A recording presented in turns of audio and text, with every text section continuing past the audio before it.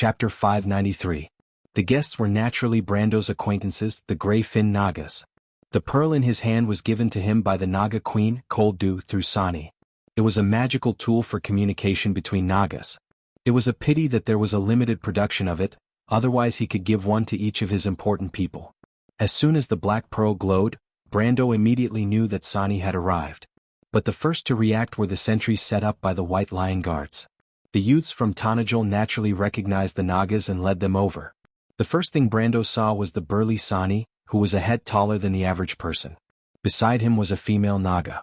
The female Naga was charming, but they did not look human.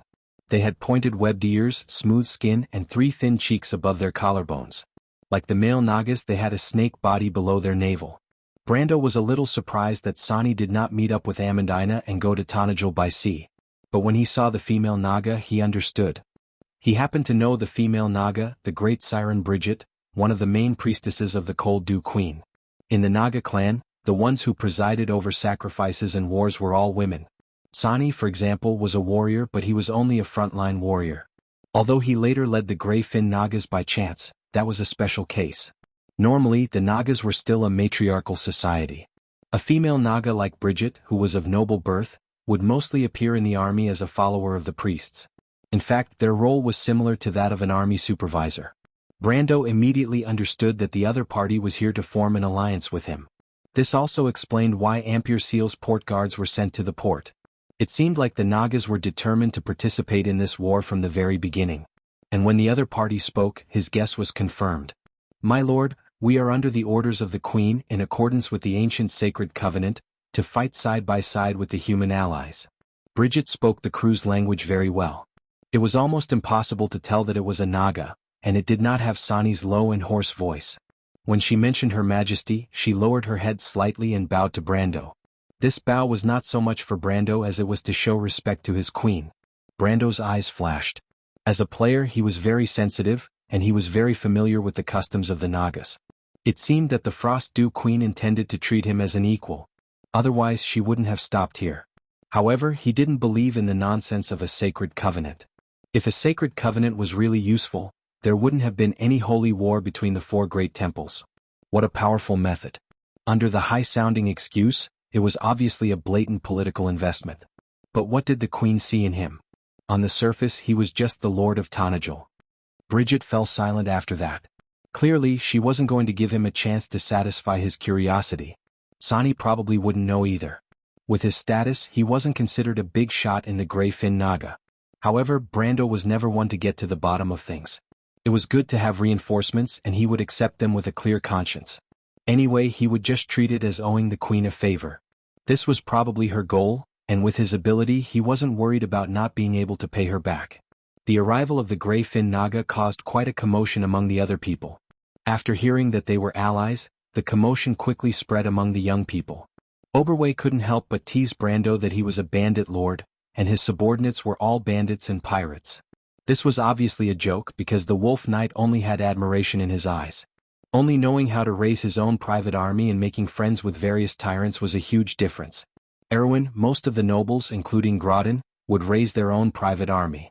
This was a natural instinct of the nobles, as if they didn't need to learn to do it. To be able to make friends with various tyrants, other than one's own strength, one also needed to have a certain amount of charisma. The problem was that Brando had made friends with too many forces such as the Druids and the Nagas. These were all forces that ordinary people would never be able to come into contact with. In front of these people, the identity of a human was useless. In the eyes of the Druids, there was no difference between nobles and commoners, and to the Nagas, nobles were like fat sheep. However, Brando was able to gain their recognition, which could only be described as a freak. The others were fine, but the princess's gaze was a little complicated when she looked at him. Brando could even clearly feel that the half-elf princess's gaze had both recognition and a trace of vigilance. He knew very well where this vigilance came from. With the addition of the gray-fin Naga, the army gathered around Her Royal Highness had expanded to 6,000 people, which was barely enough to form a regiment of guards. Everyone seemed to have seen a glimmer of hope, especially Count Audine's private army. They were no longer in a panic. Originally, Brando was really afraid that these guys would be defeated and become deserters. Brendel asked Sani how they managed to catch up to them, and he finally understood that Sani and his Grey Finn's Naga guards had followed Ampere Seal's sea route to catch up to them. According to Sani's description, after they defeated the coast guards, they found that Brando had already retreated from Ampere Seal. At that time, the Black Blade squad had already finished gathering in the south of Ampere Seal. Sani made a prompt decision and ordered all the Nagas to retreat along the river in the city, entering the bay outside Ampere Seal, and then disembarking from Dengang Bay. Only then did they intercept Brando and his party. Ampere Seal's terrain was very special. The north and south converged to form a crescent-shaped bay, with the Ampere Seal straight in the middle. The terrain in the north was flat and the south was full of cliffs. This unique landscape could be seen by taking a boat out to sea. The southern line of Ampere Seal's port was almost all knife-cut cliffs, and the reef below was dense, making it difficult for even a sail to get close. There were 2 landing points in the south. Dengang Bay was actually a shallow beach, and only the Nagas could disembark from there. Not to mention that there was a turbulent reef outside, and Brando was very clear about that, so he dismissed the idea of going out to sea from there. Further south was St. White Bay, which was far from Ampere Seal's port, and was also the only anchorage in this area. Brando estimated the time. It seemed impossible to reach St. White Bay before the Black Blade squad caught up with them, but the Grey Finn Naga's participation made him think of another plan. Brando immediately rolled up the parchment map, and the surrounding officers of the Royal Knight Academy knew that their commander was about to make a plan, so they all gathered around. Oberway and Count Audine also stood beside Brando, one on the left and one on the right. "Have you thought of a plan?" Wolf Knight asked. "Yes," Brando nodded. "I have a concept, but I still need to test it out." "Could it be that Sir has a plan to get rid of those annoying fellows in the sky?" Enrique asked with a grin. "Brando, can we delay it until night time and use the darkness to get rid of the dragon riders in the sky?" Freya asked. "Impossible," Count Audine replied. He had served in the Black Blade squad in the Southern Legion before, and was the most familiar general of the dragon riders. The dragon riders' scientific name is Erwin Drake, and they mainly live in the Northern Highlands. They are actually a type of nocturnal creature, and the trained dragon riders have no problem tracking them at night. How annoying, and it's an all-weather troop. Brando cursed in his heart, but he was also aware of this point. Speaking of which, he had also been a dragon rider in the game, and he was quite familiar with the Erwin Drake, so he did not have such delusions from the beginning. "Well, unless it rains knives from the sky, we can't get rid of them. After all, they fly and we walk." He said it wittily, and everyone could not help but smile. "We'll die even if it rains knives from the sky, Brando." Only Freya glared at him. "That's why we have to face the Black Blade squad. At this speed, they will catch up with us as early as tomorrow afternoon." Ruka, the leader of the 3 heroes, reacted quickly. He said calmly, "No, we don't even need to wait until then. Even earlier, the Black Blade squad's light cavalry will catch up with us. Light cavalry is not good at fighting in the forest, maybe we can bite them back." Breton pondered for a moment and replied, "Then we'll lose time." Maynold said quietly, and she glanced at Brando. She had always been the commander of this troop, but her calm face did not seem to show any dissatisfaction with Brando. Brando also realized that this female knight had a quality that he admired very much, and that was the obedience of a soldier. She was calm, steady, and absolutely obedient to orders. This was something that even he could not do. This was a truly excellent soldier. However, the fact that the other party was a woman, and she looked exactly like his senior sister, was something that he could not accept. Oberway did not speak. He seemed to be waiting for these young people to speak. Brando had the same thought. He wanted to take this opportunity to see the true strength of the 3 heroes of Erwin. Ruka thought for a moment and replied, "The advantage of time will be lost sooner or later. At least before that happens, we can decide where and how to fight the Black Blade squad." "That's right. Turning the time into the place," Brando praised in his heart. This leader of the 3 heroes of Erwin was indeed worthy of his reputation in the past. His thoughts were actually the same as his. However, he had premeditated it long ago, while Ruka had made a decision in an instant. The difference between them was huge. Fortunately, he never thought of himself as a genius commander. The only reason he was here was because he had far more knowledge than anyone else in this period of history. That was enough. What is the goal of the battle? It's obvious. Defend and wait for reinforcements, Enrique replied. Then where are we going to choose the battlefield? Everyone's eyes were on the map, and Brendel's gaze was the same. They had actually left the port of Ampere Seal and headed east into the Marchenko Mountains. Now they were already south of Rangdon's foothill manor. Rangdon's Foothill Manor was a famous landmark near Ampere Seal. Although it was called a manor, it was actually a mountain in that was built like a fortress. This manor was about 10 miles east of the port of Ampere Seal. It was surrounded by mountains and forests, and was located on the mountain road that Ampere Seal had to pass through to reach the Erech province. This was because it was the only road in the vicinity. They had deviated from this road because they were already in the mountains southeast of Ampere Seal. There was another road south of Ampere Seal. This road led to the territory of Vlada Pace, and they were in between these two roads. This area was a level 25 to 30 adventuring area that Brando was familiar with. Further south, there was a citadel of Ampere Seal. There was a sawmill nearby, which was the main source of charcoal for Ampere Seal. Brando had done many quests there before. There was also a small iron mine nearby. Due to the availability of charcoal, a large number of manors operated by blacksmiths had sprung up around the time of the year of harvest, first year 360. With the citadel as the center, one would enter the mountains to the east and the coast to the west. It was densely populated. Brando's gaze drew a line in this area. The young men were arguing. Carglass thought that they should use their advantage of having fewer troops but more elites to stop the Black Blade squad at the Fama Valley. This valley was deep in the northern Erech province and the terrain was dangerous. It was one of the best places for an ambush. However, Enrique thought that they should have already entered the Fama mountain range and entered the northern Erech mountain range. They would also use their advantage of having fewer troops and elites to fight and retreat at the same time, circling the Northern Alliance army in the mountains. Isn't this the prototype of guerrilla warfare? This can be a backup plan. Brendel thought to himself, isn't this the prototype of guerrilla warfare? However, just as he was stunned, the argument had reached its climax.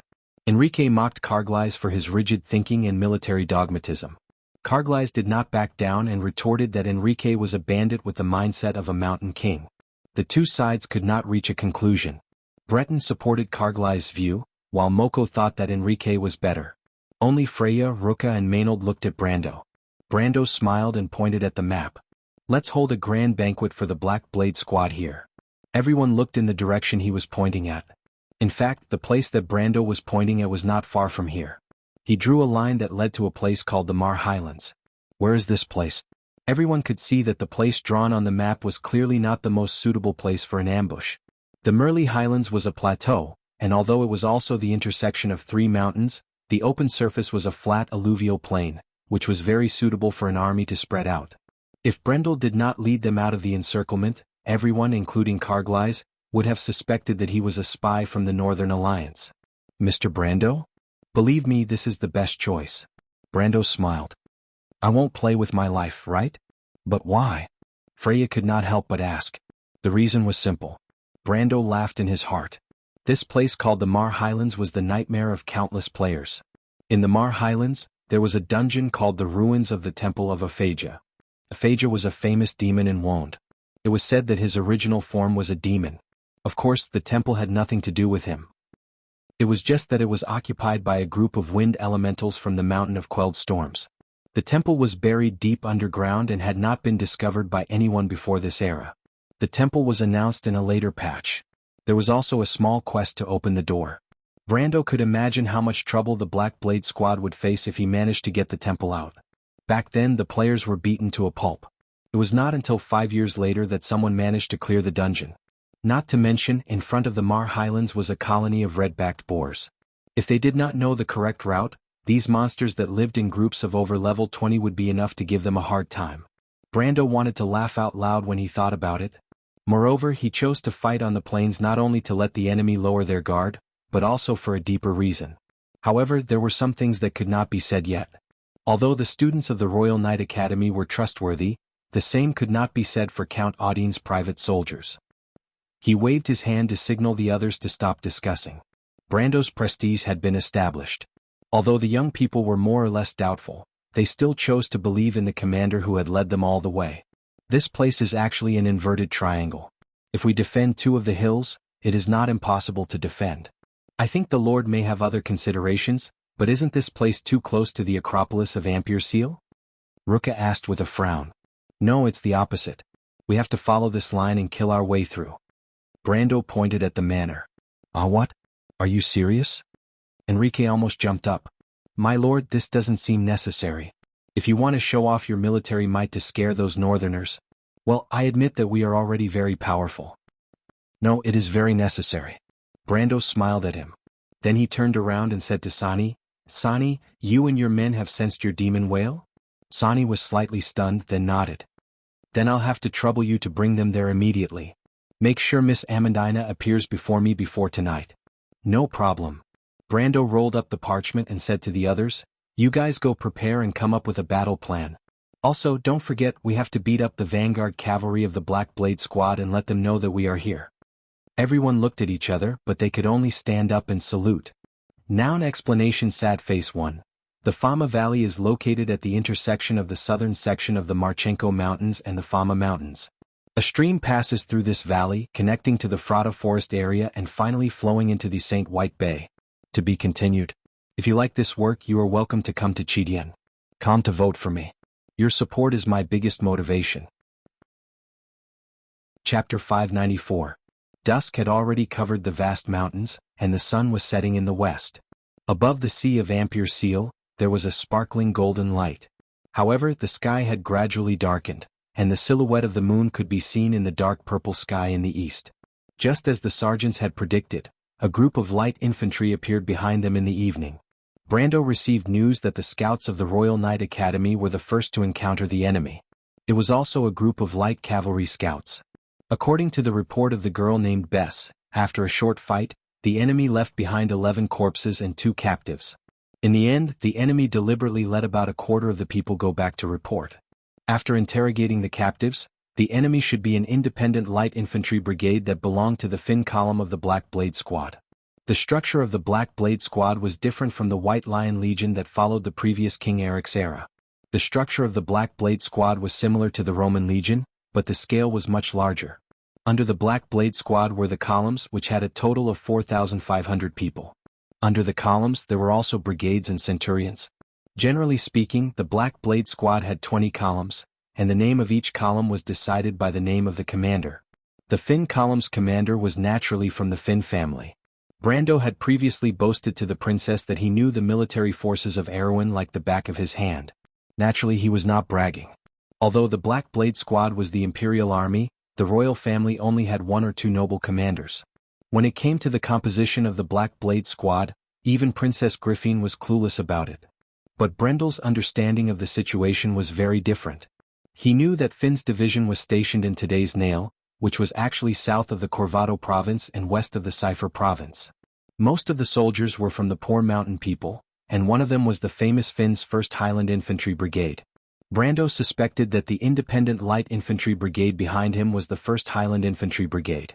Generally speaking, light cavalry or the Wyvern cavalry were the most suitable troops for pursuing and attacking. However, due to the terrain limitations, Viscount Finn might have used the Highland Infantry Brigade to replace the former 2 units. After all, the Highland Infantry Brigade was known for their mobility. The troops in the Amber Sword all had special attributes. For example, the kingdom's White Lion Infantry always had the initiative and high morale. On the battlefield, an army that always had the initiative would respond to orders faster, and an army with high morale would not be easily defeated. The special attribute of the Highland Infantry was that they could adapt to the mountains and forests. The meaning of this attribute was actually very simple. It meant that their mobility would not be affected when fighting in response to the terrain, and the rank of the troop class would be increased by 1 level. On the other hand, ordinary infantrymen's mobility in mountainous areas and forests would be reduced by 1 level, while heavy cavalry would be reduced by 2 levels. These attributes were more realistic in this world. The students of the Royal Knight Academy were all light cavalry. If they were on the plains, they would have been able to travel thousands of miles in a day. However, in the forest they could not travel far during the day. However, regardless of whether Finn's 1st Highland Infantry Brigade was behind him or not, the plan still had to be carried out. Brando could not let them stay behind forever. There was not much time left for him to begin with. The hour hand on the brass pocket watch pointed at about 7:30 o'clock. The Wyvern cavalry of the Black Blade Squad disappeared from the forest for the first time. Although Erewhon's Viper had night vision, the knight on it still needed to be equipped for night combat. For example, they needed to change into cotton armor to keep out the cold. Count Audine, who was most familiar with the Wyvern cavalry, had pointed this out in advance. Therefore they had about an hour's window in between. Brando had to race against time. Fortunately, Nosida and his wyvern cavalry had already found a suitable place for an ambush. He immediately ordered the scouts to lead the enemy into the preset ambush. Leading the enemy into the ambush was easy to say, but it was quite complicated to do. However, this was not a problem for the scouts of the Royal Knight Academy. The tactics they learned in the academy revolved around this. Not to mention, this group of youths who went to Amberlight were personally taught by Makarov. Makarov was known as the Cunning Fox, and he was quite accomplished in playing tricks. He had a lot of experience in how to set up an ambush and how to lure the enemy in. Therefore, these youths who were personally taught by him were quite good at acting. The scouts of the Black Blade Squad seemed to always suddenly encounter enemy scouts. Although the scouts of the Southern Legion were always at a disadvantage, they were able to figure out the direction of the princess's group. At least that was what it looked like. The number of scouts of the Royal Knight Academy that they encountered in front of them was increasing, which was in line with the pattern of the battlefield. It just happened that they were heading in the right direction. Brando's guess was not wrong. Following behind them was the Black Blade Squad's 1st Highland Infantry Brigade of the Finn Division. Baron Warren, who was also from Nariel, commanded this army. However, the Baron did not seem to realize that he was walking into a trap. Instead, he was confident that he had caught the enemy. In fact, Baron Warren was a cautious person. He knew that his mission was to delay the princess's group, not to surround and annihilate them. In fact, he did not have such thoughts. From the news that came from behind, he knew that there might be a few armies in front of them. His Highland Infantry Brigade was not a match for the enemy. However, for some reason, Baron Warren did not know that the enemy he was facing had defeated the White Lion Legion in a head-on battle. Behind him, Duke Cypher and Marquis Yoakum more or less knew that the White Lion Legion had suffered a loss. However, they only thought that the enemy had broken through the encirclement before the White Lion Legion could surround them. Come to think of it, how could a mere 200-odd student knight defeat the White Lion Legion? However, if Baron Warren knew the truth, he might be more careful. At least, it would not be so easy for him to walk into the ambush. Unfortunately, there were no ifs in war. Baron Warren was distracted by the demonized wild boars that popped up from time to time. The red-backed wild boar was one of the famous specialties of the Silver Cliff. In fact, they were not rampant yet. However, after the Great Demonic Wave, the Coast Guards of Amberlight had a tough battle with these creatures. In the past, Brando was a member of this pig-slaughtering army. Now, it was finally Baron Warren's turn. Young red-backed wild boars and the Amber Sword had the strength of a level 20 iron-ranked beast. Adult red-backed wild boars were only level 25 iron-ranked beasts. The most abhorrent thing was that these beasts always came together in their families. They were the legendary fans of bringing along their families in one wave. When Baron Warren's army set out, he was not as cautious as Brando. As a result, countless demonized wild boars, young and old, surrounded him. In a day, the casualties of the scouts were less than half, but more than half were accidentally injured by the wild boars. He couldn't stand it anymore. He just wanted to pass through this barren land as soon as possible. Even though the forest was dense, the scouts reported that the princess and her entourage were still ahead. Baron Warren was confident that he had kept a good distance from the enemy. Although the accompanying wizards warned him to be careful of the enemy's illusions, he didn't mind at all. Little did he know that he had already walked into Brando's field of vision. Baron Warren ordered his army to maintain marching formation. At this moment, they were walking into a valley. At this moment, Brando was standing behind a bush about 100 meters away. He was surrounded by longbow-wielding Knight Academy students, but Brando didn't notice him. The sea monster, Bridget, brought a team of gray fin Naga priestesses. The storm in Amberlight had just passed, and the air was filled with water vapor. The Naga priestesses were naturally attracted to water, so this illusion was the best condition for them to cast spells. A huge illusion shrouded the sky above the valley. This illusion didn't change the terrain, but it was just a smokescreen. It made Baron Warren's men see that the surrounding forest was denser and covered some sounds. The effect of the spell was very simple, so the effect on every soldier was stronger. Baron Warren's cavalry scouts circled around the two flanks. They thought that they hadn't encountered the enemy, so after a dozen rounds they went back to report. Brando, who wasn't affected by the illusion, thought this scene was a little funny. However, the use of magic on the battlefield also made these young people feel a deep fear. It was too scary. The enemy was on the side of the blind and the deaf. They had heard many classic examples of the use of magic in the textbooks, but experiencing it for themselves was another thing. Brando looked at the surprised faces of these young people and nodded secretly. These young Erewhon officers would meet stronger enemies sooner or later.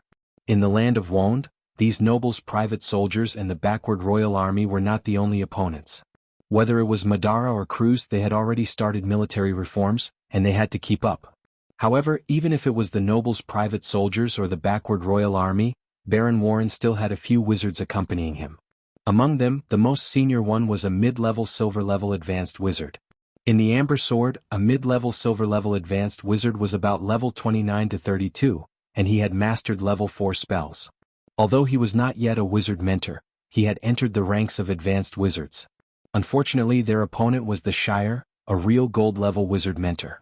Brando let the Naga priestesses focus on maintaining the illusion, and the counterspell was left to the young wizard servant beside him. Wizards who studied the law of spells were naturally good at dismantling spells. As soon as the Shire made a move, the wizards around Baron Warren suddenly became blind. They didn't even realize that their spells were suppressed, but they vaguely felt that something was wrong. The 1st Highland Infantry Brigade of Finn's column had about 1,500 people, and Baron Warren was barely qualified as a commander. Even when marching in the forest, the formation was still decent. Brando patiently waited for more than half of the enemy to pass by. When Baron Warren and his knight were the closest to him, he raised the shale longbow in his hand. The bowstring in his hand flashed with a faint gray light, and the light wrapped around the arrow, making it look like a stone arrow wrapped in rock. This was the effect of the shale longbow's petrification arrow, but the level of the bow was so low that this powerful special effect was not very obvious when dealing with many high-level enemies. It was only at this moment that it could be used to its full potential. Brando was aiming at Baron Warren, but the latter didn't notice it at all. He just slightly judged the distance and the humidity of the air, and then released the bowstring. Because there was no wind, the arrow almost didn't deviate at all except for a slight drop. It went straight to the Baron on the horse. His skills have regressed. Brando couldn't help but shake his head. The warriors in the Amber Sword were not just muscle men who only knew how to fight. Warriors were a class that included mercenaries. Warriors often had to familiarize themselves with various weapons and armor in order to adapt to various battlefields. Brendel was a level 130 warrior and he was a master, but it had been too long since he used a bow. Baron Warren finally heard the whistling of the wind. As a soldier, he couldn't be more familiar with this kind of sound. The adepts beside him reacted quickly as well. They immediately erected a shield of wind around them. Unfortunately, the arrow came a little too close. A distance of 100 meters was nothing to a magic bow. The petrification arrow drew a bright gray track and even went through the wind shield a second earlier. "Be careful, my lord." The knight beside the Baron was a master of the silver rank. In an instant he pulled out his long sword and wanted to cut off the arrow. Unfortunately, before he could swing his sword, the petrification arrow exploded with a bang. A grayish-white light shrouded Baron Warren and all the knights around him in the direction of the arrow, freezing their last movements of surprise, screams, and drawing their swords. Together with their mounts, they turned into stone statues. 7 knights, 2 wizards, and the Baron were all hit, and only 1 wizard escaped. But the wizard's left arm was also turned into stone, and it was still spreading to his shoulder. He immediately raised his right hand and hit the petrified left hand. In a flash of fire, the stone arm was suddenly shattered. Enemy attack. The previous scene was just a flash of lightning. After the wizard shattered his left hand, he immediately grabbed the staff next to him and screamed. Unfortunately, it was a little too late. In an instant, the originally calm forest was suddenly filled with thousands of arrows. Brando put away the bronze longbow in his hand. After all, it was a magic weapon with a brass label.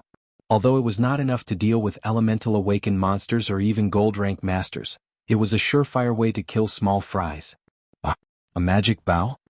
A small surprised voice came from behind. Brando turned around and saw the girl named Bess staring at the shale longbow in his hand. "You want it?" he asked. A good bow was indeed very important to a scout. Besides, Brando actually did not value the bow in his hand very much. After all, it was not a good thing. No. Bess was a little embarrassed. Although she was born with a boy's personality, it was still something that belonged to the commander. How could she just ask for it? She just said it out loud in a moment of carelessness. "Haha, my lord, of course Bess wants it. She's just too embarrassed to ask." A young officer at the side laughed and joked. Brando did not put on airs. Although these young people respected him, they were not afraid of him. Brando looked at the person who spoke. He actually recognized him. If I remember correctly, his name was Olan. He was saved by Carglass from the White Lion Infantry. It seems that this guy is interested in this girl. Alright, it seems that the two of them got married later on. He thought with interest and threw the shale longbow to him. Then I'll give it to you. As for how you persuade Miss Bess to accept it, that will depend on your ability. Olan did not expect his thoughts to be seen through. He immediately blushed. He turned around and did not expect to be glared at by Bess. She then turned around and joined the battle. My lord, this. Olan could not help but look innocent. Oh my, Brando laughed in his heart. Young man, this is the best I can do for you. A magical weapon with a brass label could be sold for 100 or 2 in the game at this time. Brando was joking with the young man from the Wangli Knight Academy because he did not care about the outcome of this ambush. Or rather, he did not think that they would lose this battle. Count Audine and Maynard were in charge of the battle. That was more than enough for him. Finn Division's Highland Infantry Brigade was famous, but their reputation was mainly built on Anson VI's rebellion and the several raids in the early stages of the last Holy War. They were known for their mobility. Moreover, that was a reputation built by their seniors. The current Highland infantrymen were new blood that had joined the Black Blade Legion after the November War. Although they still retained the perseverance of the Grey Mountain people, they did not have the unyielding spirit of the White Lion Legion in the face of a surprise attack. In particular, the military system of the Black Blade Squad was even more outdated than that of the White Lion Legion. Each column was divided into 3 brigades, and each of them had 10 divisions under their command. Each division was commanded by a centurion. Most of these centurions were actually Baron Warren's knights. They were not really junior officers. These centurions were the centurions. Except for a few who were in charge of maintaining the formation, most of them were petrified by Brando's arrow. The fact that Finn Division's Highland Infantry Brigade did not scatter immediately after losing their command center was due to the strength of the Highland Infantry Brigade. However, Naga's team of 20 priests no longer maintained the illusion. Instead, they used hailstones and frozen spells to attack the Highland Infantry Brigade. Hailstones were not small stones that could be blocked by shields. Instead, they were magically reinforced icicles that were as thick as a fist. These icicles could pierce through ordinary leather helmets. The Highland Infantry Brigade's light armor could not withstand them at all. After a round of magic, they were dead. Without the restraint of their commander, the Highland Infantry Brigade instinctively turned around to hide and spread out. But how could the scattered Highland Infantry Brigade fight? Waiting for them were Audine's private soldiers and the light cavalry of the Royal Cavalry Regiment, who had separated and surrounded the battlefield in groups. A single Highland Infantry Brigade was obviously no match for the Highland Infantry Brigade with spears, but once they gathered together, they would be scattered again by magic. The Highland Infantry Brigade of Finn Division's Highland Infantry Brigade only held on for about 10 minutes before they completely collapsed. What awaited them was death and surrender. Some of them even managed to escape, but that was because Brando was too lazy to chase after them. He did not want to increase the number of casualties. The whole battle, from the ambush to the end, took less than half an hour. The sky was not even completely dark yet. Brando looked at the time when he was cleaning up the battlefield. It was at least a quarter of an hour before the Black Blade Squad's Wyvern Knight Regiment returned to the battlefield. This was beyond his expectations. He glanced at the direction where the Black Blade Squad fled and heaved a sigh of relief. There was no more worry. Next, he could carry out his plan with peace of mind. And those fleeing Highland Infantry Brigade would lead their real enemy into a trap. Background note: Sad Face 1. Naili, the name of a town located in the Grey Mountain territory. In Aween, the Grey Mountains to the south of Corvado were the main settlements of the Northern Highlanders. These Highlanders used to be the barbarians of Kurlutz, but they were more unruly and untamed than the southern part of Aween. The Northern Highlanders had long since submitted to the late King Ekme when Aween was founded and became the subjects of the kingdom. But until today the Highlanders still retained a little independence. 2. Silver Cliff Sea Cliff, a geographical term that refers to the area from Ampere Seal south to Tranquil Anchorage, the northernmost bay of Frada. P.S. I caught a cold again. How unlucky. I was not in the mood for the whole morning. I went out for a few rounds before I felt better. But my head is still a little dizzy. I'll first post 6,000 words to ensure 2 chapters. I'll see if I can write another chapter later. Also, the weather is getting colder. Take care of your health. Also, recently, at the request of some readers, I've started to add some annotations. These annotations are about geography. In fact, I've posted maps before. You can go and look for them. When I have time, I'll make another detailed map. Chidian's map sending mechanism is not very friendly. It's often posted for a while. Try to remind me to make it up in the future. Finally, Amber's chronology is also in the process of being made. But I still need everyone to brainstorm and help me find the names of the years that appeared before so as to avoid bugs. To be continued. If you like this work, you are welcome to come to Chidien.com to vote. Your support is my biggest motivation. Chapter 595. Viscount Finn from Neri, accompanied by several knights in dark blue battle robes, ascended a high ground near Fort Bunuo. He raised the monocular in his hand and observed the smoke-filled northern acropolis of Amberlight from afar. At the end of the narrow line of sight through the telescope, a corner of Fort Bunuo had completely collapsed. Some of the broken rocks had completely melted into crystals, and billowing smoke rose from the city into the air. According to his years of experience, the other party should have used fire elemental magic to break the city wall and break into the city. More than 100 coast guards in the Acropolis fled into the countryside without resistance. Viscount Finn did not say a word. Was this the impenetrable city defense of Amberlight that the Coast Guard officer had boasted to him? The city wall had been in disrepair for a long time, and its defensive capability was less than half of some of the northern fortresses. Some of the battlements were obviously covered with moss. If it were not for the broken flags with anchors that were thrown under the city wall, he would have thought that this was an abandoned castle. Not to mention the weak combat power of its soldiers. Soon, the scouts in front of him came back with news that confirmed his opinion. The princess's army should have passed through this area at 8 to 9 p.m. The information returned by the Wyvern Knight also supported this evidence. However, the cavalry scouts still found some injured coast guards. According to these soldiers who witnessed the scene, a small team under the princess sneaked into the vicinity of the castle.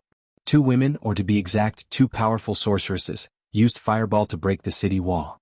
Then the light cavalry swarmed in, and the coast guards resisted to the death, and were defeated. However, Viscount Finn received a more reliable description. In fact, it was indeed a small team of the enemy who attacked, but it was not a powerful sorceress. It was 2 elves, 1 tall and 1 short, who looked like they were still children. At first, the enemy seemed to want to use fireball to test the city's defense. Unexpectedly, the city wall of Fort Bunuo had been in disrepair for a long time, and it had accumulated water in the storm. Suddenly, it encountered high temperature and exploded. More than a dozen coast guards died at that time. This was the only loss of the coast guards in this battle. Then the light cavalry of the Royal Knight Academy swarmed in through the gap. The coast guards immediately disarmed and surrendered. Only a few people escaped into the wilderness.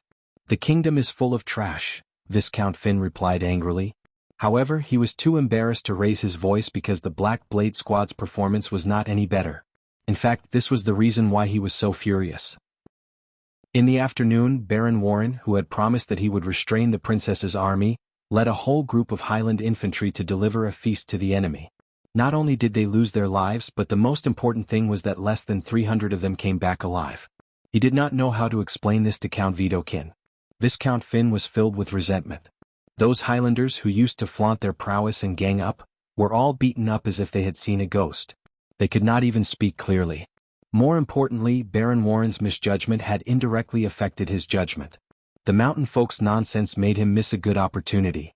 Of course, Viscount Warren was too embarrassed to say that he was also frightened at that time, thinking that Her Highness was going to turn back and devour his regiment. Thinking about it, it was not impossible. As a result, he panicked and called back the Wyvern Knight, and the consequences were obvious.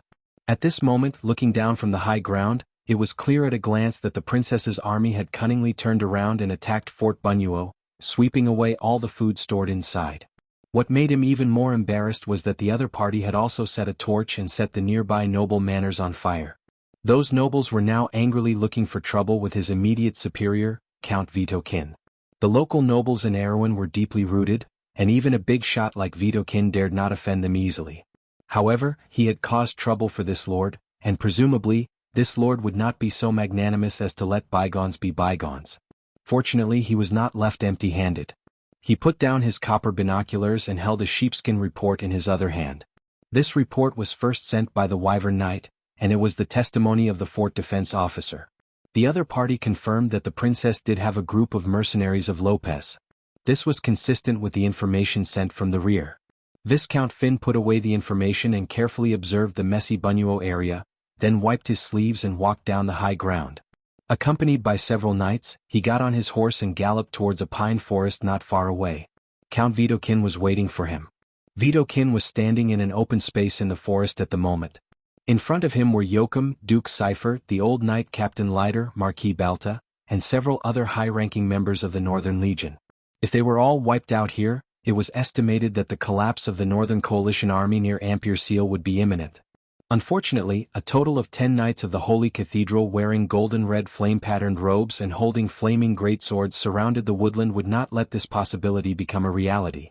Vidokin looked at the report on the paper, curled his pale knuckles and flicked them gently. The expression on his face was neither happy nor sad. In fact, it was not that he deliberately wanted to maintain this expression, but the loss of a large group of Highland infantry was really not a big deal to him. After all, they were not his direct subordinates. Although his fief was the Grey Mountain territory, the Highlanders had always been rebellious and had always maintained their independence. It was good to let the barbarians suffer a little. It was just that the death of his loyal retainer, Baron Warren, made him feel a little pained. He passed the sheepskin to the others and then looked up at the middle-aged man in a red robe who was standing in the middle of the group. It was obvious that he had a more respectable position. The middle-aged man was wearing a red robe and silver Gothic plate armor. This person had a unique appearance. His face was sharp and long, but two curly beards decorated this face with a unique majesty. Under a pair of thick golden eyebrows, sky-blue eyes were bright and spirited, like a pair of sharp swords. Lord Williams, it seems that the White Lion Legion's judgment was not wrong. The princess does have a trump card in her hand that we did not expect. In fact, it is far beyond our expectations. Count Vidokin did not pretend to be respectful at all. Even when he faced Archbishop Moros, the expression on his face was at most respectful. But when he faced this middle-aged man, it was like a mouse seeing a cat. This man was the leader of the Knights of the Holy Cathedral, the Knight Reserve Instructor of the Holy Cathedral of Fire, the Deputy Head of the Holy Cathedral of Fire, Duke Dolink, I, of the Cruz Empire, Grand Knight Williams. If Brando was here, he would also recognize this person at a glance. This person's status in the Cruz Empire was similar to that of the goddess of war Veronica. It could be said that he was far above the Archbishop of Amberlight. However, his strength was also a little higher than Veronica's. It was said that he was in the late stage of the pinnacle of the law and was only a step away from the ultimate realm. However, this person was a complete chauvinist and a pure-blooded Cruz noble. He probably did not care about Erwin at all. Although he also knew that the kingdom of Erwin was different from the other small duchies and had a special meaning to Cruz, he was only here to get rid of some insects and welcome back the flaming blade Oderfeis. Williams nodded arrogantly but did not answer. But we have almost finished our investigation. The princess's army is not her own private army, nor is it the power of the royal faction. The royal faction has indeed parted ways with her, and the power in her hands is most likely from a young man called Brando. Brando? Williams raised his eyebrows. I have never heard of such a noble in your kingdom. Is he from the Holy Cathedral of Wind? Somewhat related. Count Vidokin smiled coldly. This person is about 20 years old. The first time he appeared was in Bucci. Hearing the two words Bucci, the deputy commander of the Holy Cathedral Knight Regiment raised his head and frowned. Then he gathered a group of outlaws in Tonagel and stirred up trouble. In fact, we mistakenly judged that this person was just a spy for Her Highness, but we later found out that we were very wrong. Count Vidokin glanced at Marquis Joachim, who quickly replied, The first time I saw this person in Amberlight was in the Holy Cathedral. He has the strength of a gold rank. Wait, you said that this person is only 20 years old and has the strength of a gold rank? Yes, when I first saw him, he was just promoted to a Knight of the Holy Cathedral by Archbishop Wood. My men fought with him once and the Archbishop can testify for me. Marquis Joachim continued to answer. I believe you. But since this person is willing to convert to the Holy Cathedral, he is also a talent. Williams replied calmly. If that was the case it would be fine. But I didn't expect that it was just a conspiracy within the Holy Cathedral. Later there was evidence that this person supported Her Highness behind the scenes to instigate the rebellion, and organized the heretics to attack the nobles in Amberlight. In other words, this person is actually a spy for all for one or tree herders.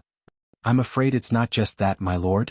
Marquis Joachim bowed respectfully and said, The second time I saw him, he was with Count Yenbao. But at that time I suspected that he was Count Yenbao. Oh, that sword guardian family? Yes, but it turned out that I guessed wrong. Later, according to the investigation of our informants on the princess side, we found that this person's origin was very suspicious. Not only did he collude with the heretics, but he also secretly formed an alliance with the Nagas. From the latest news we just received, the mercenaries of Lopez were also his men. And earlier, I'm afraid it was this person who used the heavens armor in the city. Marquis Yoakum smiled coldly and replied word by word. Everyone knew that the mercenaries of Lopez came from White Harbor and the city-state of Lopez, and whether it was White Harbor or Lopez, they belonged to the Ten-City Alliance, which was the sphere of influence of Fanzan of the Kingdom of the Holy Cathedral. And Brando had both the mercenaries of Lopez and the heavens armor under his command. The implications of this were a bit thought-provoking. William's face darkened at once. The Holy Cathedral's reach is a little too far. He glanced at Count Vidokin and the others again and said with some teaching tone, but I think it's just to tie down the hands and feet of the Holy Cathedral. For them it's just an enclave. Don't forget who is closer to the Empire. The few from the kingdom did not answer, but only Leiter's face darkened. In terms of seniority, he was not inferior to this so-called deputy commander of the Holy Cathedral's Knight Regiment. The two had fought side by side during the November War, and their positions were similar. It was just that Williams was lucky to be born in a big empire like Cruz. If the old knight had such strong financial support behind him, his achievements would not necessarily be limited to elemental power. What's more, he represented the White Lion Legion, which was a natural enemy of Cruz. The old man simply snorted and did not bother to look at this guy. Marquis Yoakum did not expect that his words would cause a ruckus on his side.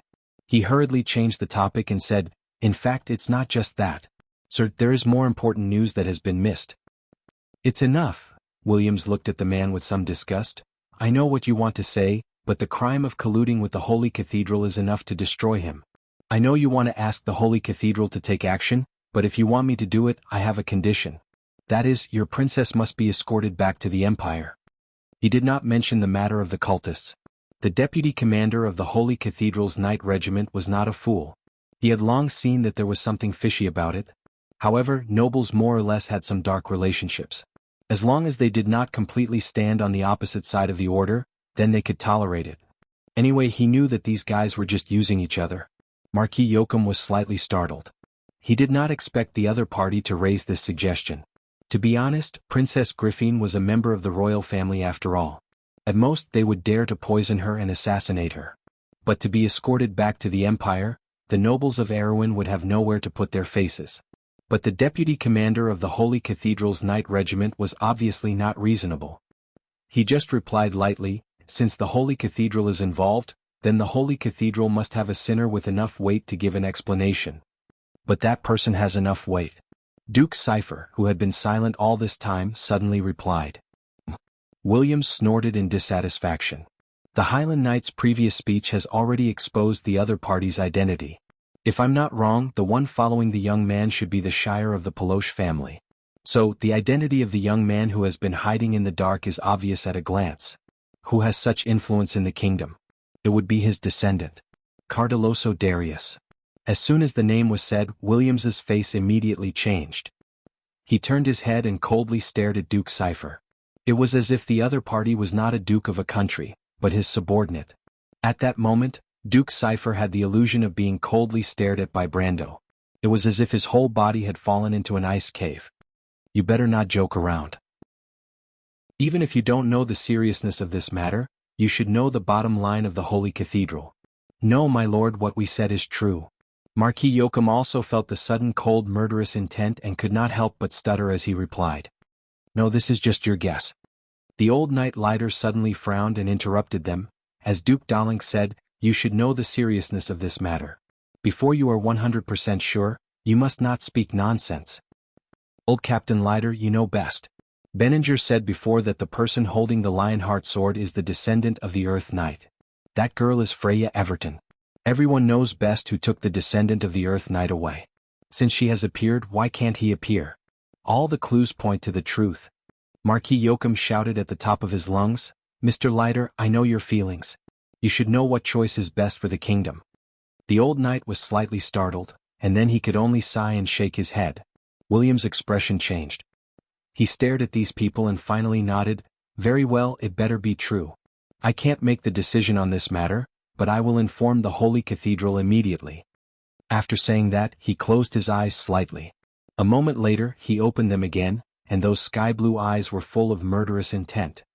"Darius is dead, but he did leave behind a descendant. However, it is better to kill 100 by mistake than to let one go. The deputy captain of the Holy Cathedral Knight Regiment looked at them coldly. You'd better be responsible for your words and deeds. You should be responsible for all the souls that died here today. As long as they followed him, they will die. The Holy Cathedral will never repeat the mistakes of the past and repeat the mistakes of today. I will do it myself, but you better keep your mouth shut. Marquis Joachim and the others felt their hands and feet go cold for a moment, and they could not say a word. Only the Knight Lighter seemed to have aged decades in an instant, turning into an old man. He shook his head and sighed deeply. Williams turned his head and asked his subordinate knight, I need help. Tell Archbishop Wood if he has found any trace of Mephisto. Sir, the knight replied immediately, there should be news, but he won't be back for a while. These are Archbishop Wood's exact words. Old cunning man. Williams could not help but raise his eyebrows. But he raised his head and his eyes were firm and cold. Where is the princess? They went in the direction of the Mar Highlands, sir. Want to enter the Erech Mountains? It's not that easy. Background note: sad face 1. Dolink, a Grand Duke located in the northern part of the Cruz Empire. At the same time, Duke Dolink is also one of the Grand Dukes with real power in the Cruz Empire. P.S. I finally finished writing before going to bed. It's a 5K chapter, so I didn't go back on my words. I'm so tired. I'm going to bed early and ask for votes. To be continued. If you like this work, you are welcome to come to Chidien. Come to vote for me. Your support is my biggest motivation. Chapter 596. All for One. Roman raised his chin and thought for a moment. I think I've heard Brando mention it before. It's a cult, isn't it? White Mist looked at Benninger expressionlessly. Nihilists believe that everything is meaningless. There is an Ouroboros in the world. The world is a cycle. After a short period of order, there is a long period of chaos. They have been around since before the War of the Holy Saints. Viscount Benninger was stunned. Under the suppression of the 4 holy cathedrals, most people believed that the unifying guild was synonymous with the evil cultists, and very few people knew about their history and doctrine. He could not help but stare at White Mist and ask loudly, since you know the truth of the world so well, why don't you join us? You know, our goal is noble. But White Mist nailed him to the ground with one sentence. All for one, all for one, all for one, all for one, all for one, all for one, all for one, all for one, all for one, all for one, all for one. I can't believe that there are still people who believe in such nonsense today. No, this is not nonsense. Benninger roared angrily. Roman, give him a hammer. After 1,000 years of experience, White Mist had no interest in reasoning with mortals, especially when they had nothing to do with her. Might was the best truth. No. Benninger screamed, tears and snot running down his face. He stared at the 2 demonesses in fear, not knowing who was the real cultist. Continue with the next question. The merchant girl waved her hammer and asked calmly, so you're saying that you're the third party in this chess game, right? But at the same time, you are manipulating the situation. You are shallow and your actions are controlled by your own will. Just like businessmen who pursue profit, what is the purpose of your actions? Benninger was silent for a moment. He looked at the shining hammer and could not help but tremble. Of course it is to overthrow Erewhon. Roman turned around. Miss White Mist yawned and said, half-truths and half-lies. The truest lie that mortals tell is 70% truth and 30% lies.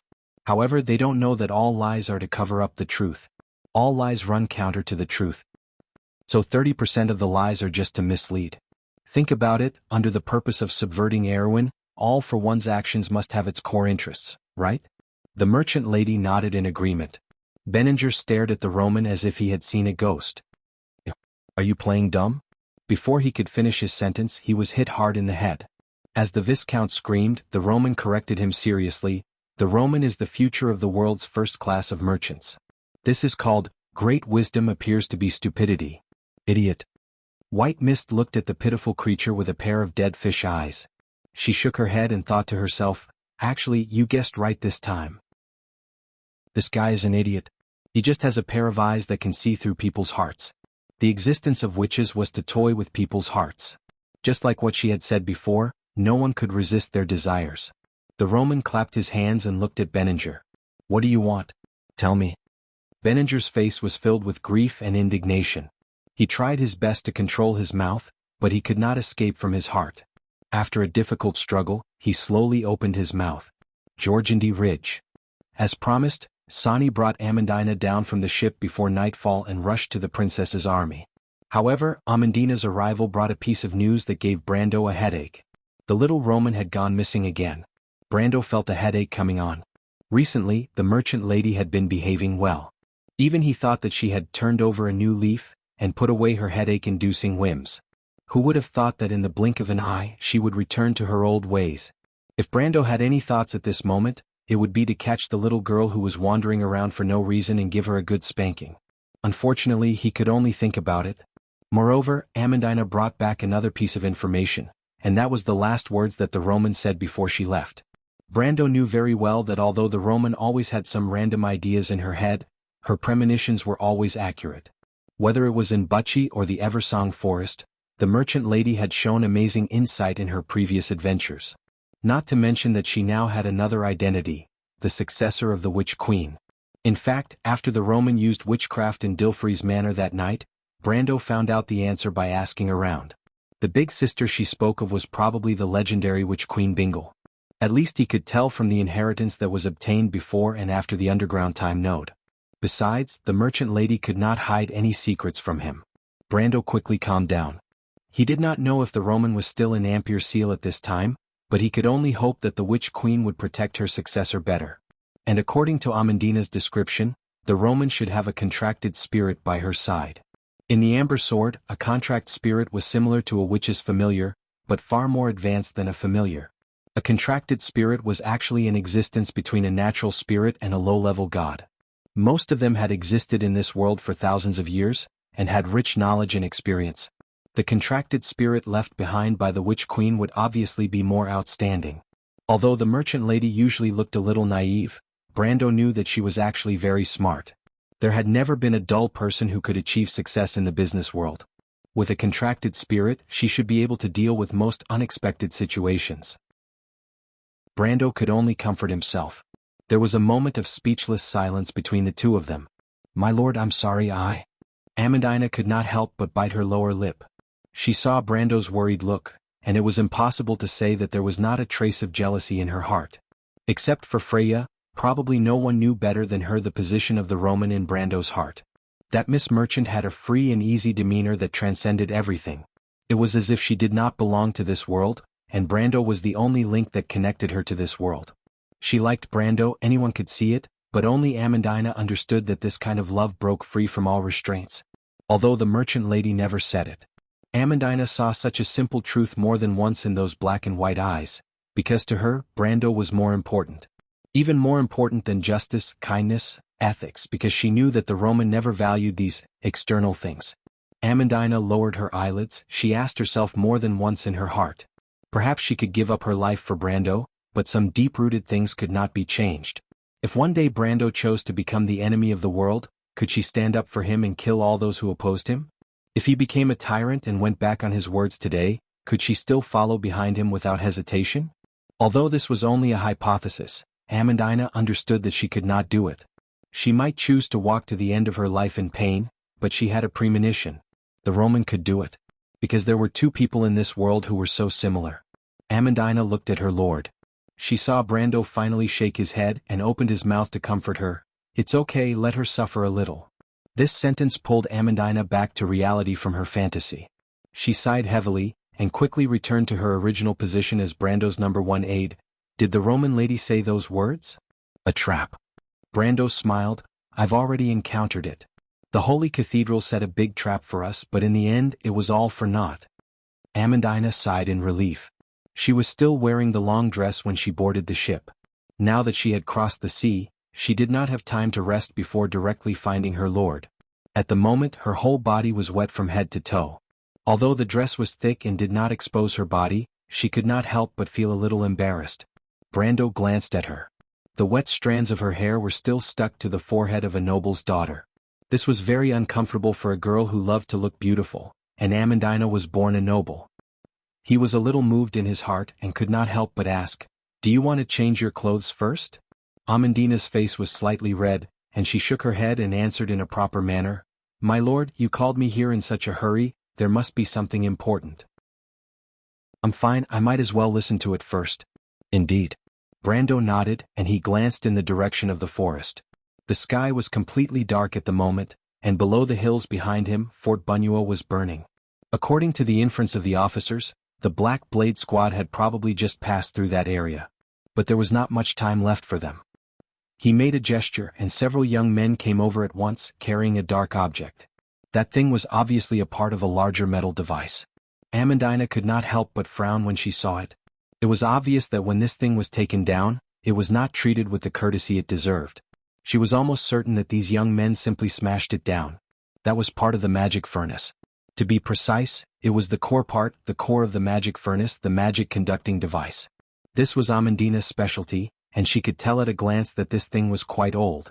It was probably one of the earliest models from half a century ago, but she needed to take a closer look to be able to tell which one it was. In Amandina's memory, these models of magic furnaces should have been introduced by Erwin from the Cruz Empire. There were many such old behemoths in many places. The local lords usually used them to smelt steel. The core parts of these magic furnaces were worth a lot of money a few decades ago, but now it should not be worth much. Of course, it was still much better than Tonagel's furnace. She could not help but look up at Brando curiously, not understanding why the lord showed her this thing. Amandina suddenly remembered that the Shire had said before that her lord's early years were poor, and he seemed to have the habit of stealing and robbing the rich to help the poor. The oil painting of the Shadow Princess that was auctioned in Ampere Seal was one of his famous masterpieces in the early years. Amandina did not believe it at first, but now she was a little convinced. It was just that the way these things were disassembled was wrong, and almost all of them were broken. She could not help but shake her head and sigh. If only she had arrived earlier. My lord, I'm afraid it will be difficult to fix these things. Even if it is fixed, the money spent will be far more expensive than buying another one. She carefully observed Brando's expression and answered carefully word by word. Unexpectedly, Brando was stunned and took a long time to react. No, you misunderstood. Amandina, I didn't ask you to fix them. If you fix them, it will be troublesome. It took me a long time to figure out a way to take them down. Amandina was also stunned. She stared at Brando dumbfounded. My lord, did you take them down? Yes, not only that, I need you to take them apart further. What? As you can see, because they are too cumbersome, there are dozens of them here. Those nobles are really rich. But we can't carry so many big things on our way. Brando replied matter-of-factly. Amandina suddenly reacted. My lord, you want to? Yes, Brando nodded. There are a lot of core waste of mana conduction devices here. Well, I admit that I turned them into waste. In short, how many disintegration crystals can you make? As he answered, he raised his head and looked at his Amandina. And this was the real reason why he insisted on attacking the Bunuo area. Amandina stared at her lord with a strange expression. To her, this seemed a little unprofessional. P.S. I woke up late. This chapter is a little late. In addition, the outbreak at the end of the month was said to end yesterday. My body is also a little overwhelmed. I will find a way to stabilize the update later. My condition is not very good. This chapter is re-edit. To be continued. If you like this work, you are welcome to come to Chidian. Come to vote for me. Your support is my biggest motivation. Chapter 597. It was almost late at night when they arrived at the Mar Highlands. The silver moon hung high in the sky, casting a veil of moonlight over the mountains. The forest was silent, covering the mountains on both sides, but at the intersection of the foothills, the place where the river flowed opened up, forming a wilderness. The students of the Royal Knight Academy planned to scout the terrain during the night, but they were stopped by Brando. Brando told everyone to rest on the spot, and set up the defense in the early hours of the morning. The nobles' private soldiers were fine. After a night of walking, they were already exhausted. They praised Brando's orders, but the young students could not help but have some complaints. How could they set up the defense without scouting the terrain? Even the simplest defense line had to be adapted to the local conditions. It was written clearly in the infantry manual. What was the commander thinking? But military orders were like mountains, and everyone was destined to sleep with doubts. It was the season when the snow had just started to melt, and the forest at night was especially cold. Due to the lack of preparation, the cadets usually only had a thin blanket on their bodies. One could imagine how cold it would be in this kind of temperature. Brendel saw that many of the young men's faces had turned green from the cold, but Austin's noble army did not have any tents, so there was nothing he could do. He could only patrol around to see if there was anything else he could help with. Count Audine's noble private soldiers, the Nagas, the students of the Royal Knight Academy and the Wyvern Cavalry of the Southern Legion were not mixed together. The noble's private soldiers were not as disciplined as expected. Considering that there were many girls among the students, Count Audine was afraid of causing trouble, so he personally restrained his subordinates. The Wyvern Cavalry had to take care of their mounts, so naturally no strangers were allowed to enter. The gray fin Nagas from the Shining Sea were used to the cold weather, but the dry land made them uncomfortable, so they rested under the riverbed, their bodies curled into a ball. For Brando, after his physical fitness reached the gold realm, sleep was no longer necessary. His metabolic system was self-improving, so it was normal for him to not sleep for a few days. He walked slowly along the edge of the black pine forest. The sky was dotted with stars, and in another world, it was rare to see such a beautiful scenery. Brando could not help but stop and look. However, cold winds were blowing from the southern mountain pass. The storm outside Ampere Seal was gathering again, and it was inevitable that the upcoming battle would be shrouded in a layer of haze. Brando suddenly heard the rustling sound of bushes being stepped on behind him. He pulled out his sword and turned around. A bright dress entered his eyes. Erwin's half-fairy princess had changed into a set of silver armor and a modified skirt. Standing in the forest, she looked noble and moving. "Mr. Brando." "Your Highness." Brando was slightly surprised. He didn't expect that the princess would still be awake and come looking for him. He didn't think that this was a chance encounter, and the princess wouldn't come to the forest for a walk at this time. He smiled awkwardly. "Why is your Highness here?" Princess Griffin looked a little lonely. She knew that she shouldn't have come here, but after leaving Ampere Seal, she couldn't fall asleep that night. When Brendel did such a rude thing to her, she was so disgusted that she wanted to kill him with her sword right then and there. But for the sake of Owen, she forced herself to calm down and compromise. She told herself that there were worse people in this kingdom, and she could even suppress her emotions in the face of Benninger's betrayal. But that scene was like a nightmare that left a shadow in her heart, and she couldn't forget it. If only this person's performance was worse, but he was so outstanding. Princess Griffin's silver eyes reflected Brando's figure, and her heart was full of complicated feelings. She had never seen love and hate for no reason in her entire life.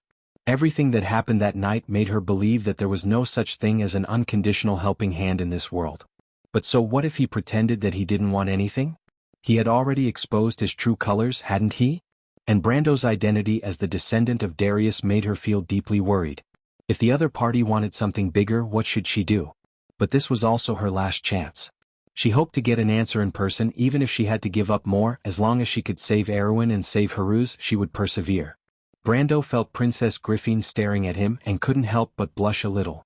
He didn't know how complicated her highness' thoughts were, but he could roughly guess the reason. That night, his mind was blank and he couldn't help but, it was really a mistake that caused everlasting sorrow. It was too embarrassing to think about it. Back then, not to mention the princess wanting to kill him, if Princess Griffin just said a word, he would have been so ashamed that he would have killed himself. But after a day, Brando could pretend that it didn't happen. But now, being stared at by the half-elf girl like this, he still felt a little embarrassed. He couldn't help but cough and turn his head back. This subtle action surprised Princess Griffin. She was born in the royal family and was born with outstanding intelligence. She had seen a lot of intrigue, and she had inherited the elf's sensitivity to the changes in people's hearts. She immediately felt the meaning expressed in Brando's action. So Mr. Brando also feels embarrassed? Princess Griffin's voice was soft, but crisp, like the gentle song of a nightingale in the forest. "I'm sorry that..." Brendel was sweating profusely, thinking to himself, "Your Highness, this is a shameless play. Although I know that I was in the wrong that day, you shouldn't have gone overboard." His soul in this life was only 19 years old, and in his previous life he was an otaku who was not good at expressing his feelings. Although some of his original mentality had gradually corrected after a long time of ascension, he couldn't help but feel a little helpless at the moment. This guy actually blushed? Princess Griffin couldn't believe her eyes. She suddenly became curious. Since Mr. Brando also knows that it is rude, why do you still do it? She couldn't help but gnash her teeth a little. That's too much. I thought Mr. Brando was a real knight. Brando was suddenly speechless. How could he answer? He couldn't say that a real knight was to pursue romance, right? That's too ridiculous. Or should he say that he will be responsible for her? That didn't seem too good. Not to mention that the princess didn't want him to be responsible. What about the little Roman? In his previous life, the one who had the deepest impact on him was actually his senior sister. But the past couldn't be chased, and the present couldn't be delayed. Brando was very clear about his feelings. Princess Griffin stared at him for a long time. She looked at Brando until he was in a terrible state. Finally, the half-elf girl sighed softly. I see, I understand. What do you understand? Brando's heart skipped a beat as he turned to look at the princess in confusion. Looking carefully at the future heroine, the noble and elegant Princess Regent, she was just a girl who had just turned 16 years old today. She inherited the unique slender elves, which made her look even more delicate. Princess Griffin seemed to have untied the knot in her heart. She looked up, and her silver hair shone slightly under the moonlight. She smiled gently, lifted her skirt and walked out of the forest, quietly came to Brando's side, and also looked at the stars in the sky. Mr. Brando is also looking at the stars. Something like that. Brando replied a little absent-mindedly. He didn't understand what the princess meant. The astrologer said that after death people will turn into stars, so the late king and father are also looking at us from the sky. This story sounded very romantic, but Brando knew that those were just burning big fireballs. Of course, he wouldn't say it out loud, and there were real astrologers in this world. Probably.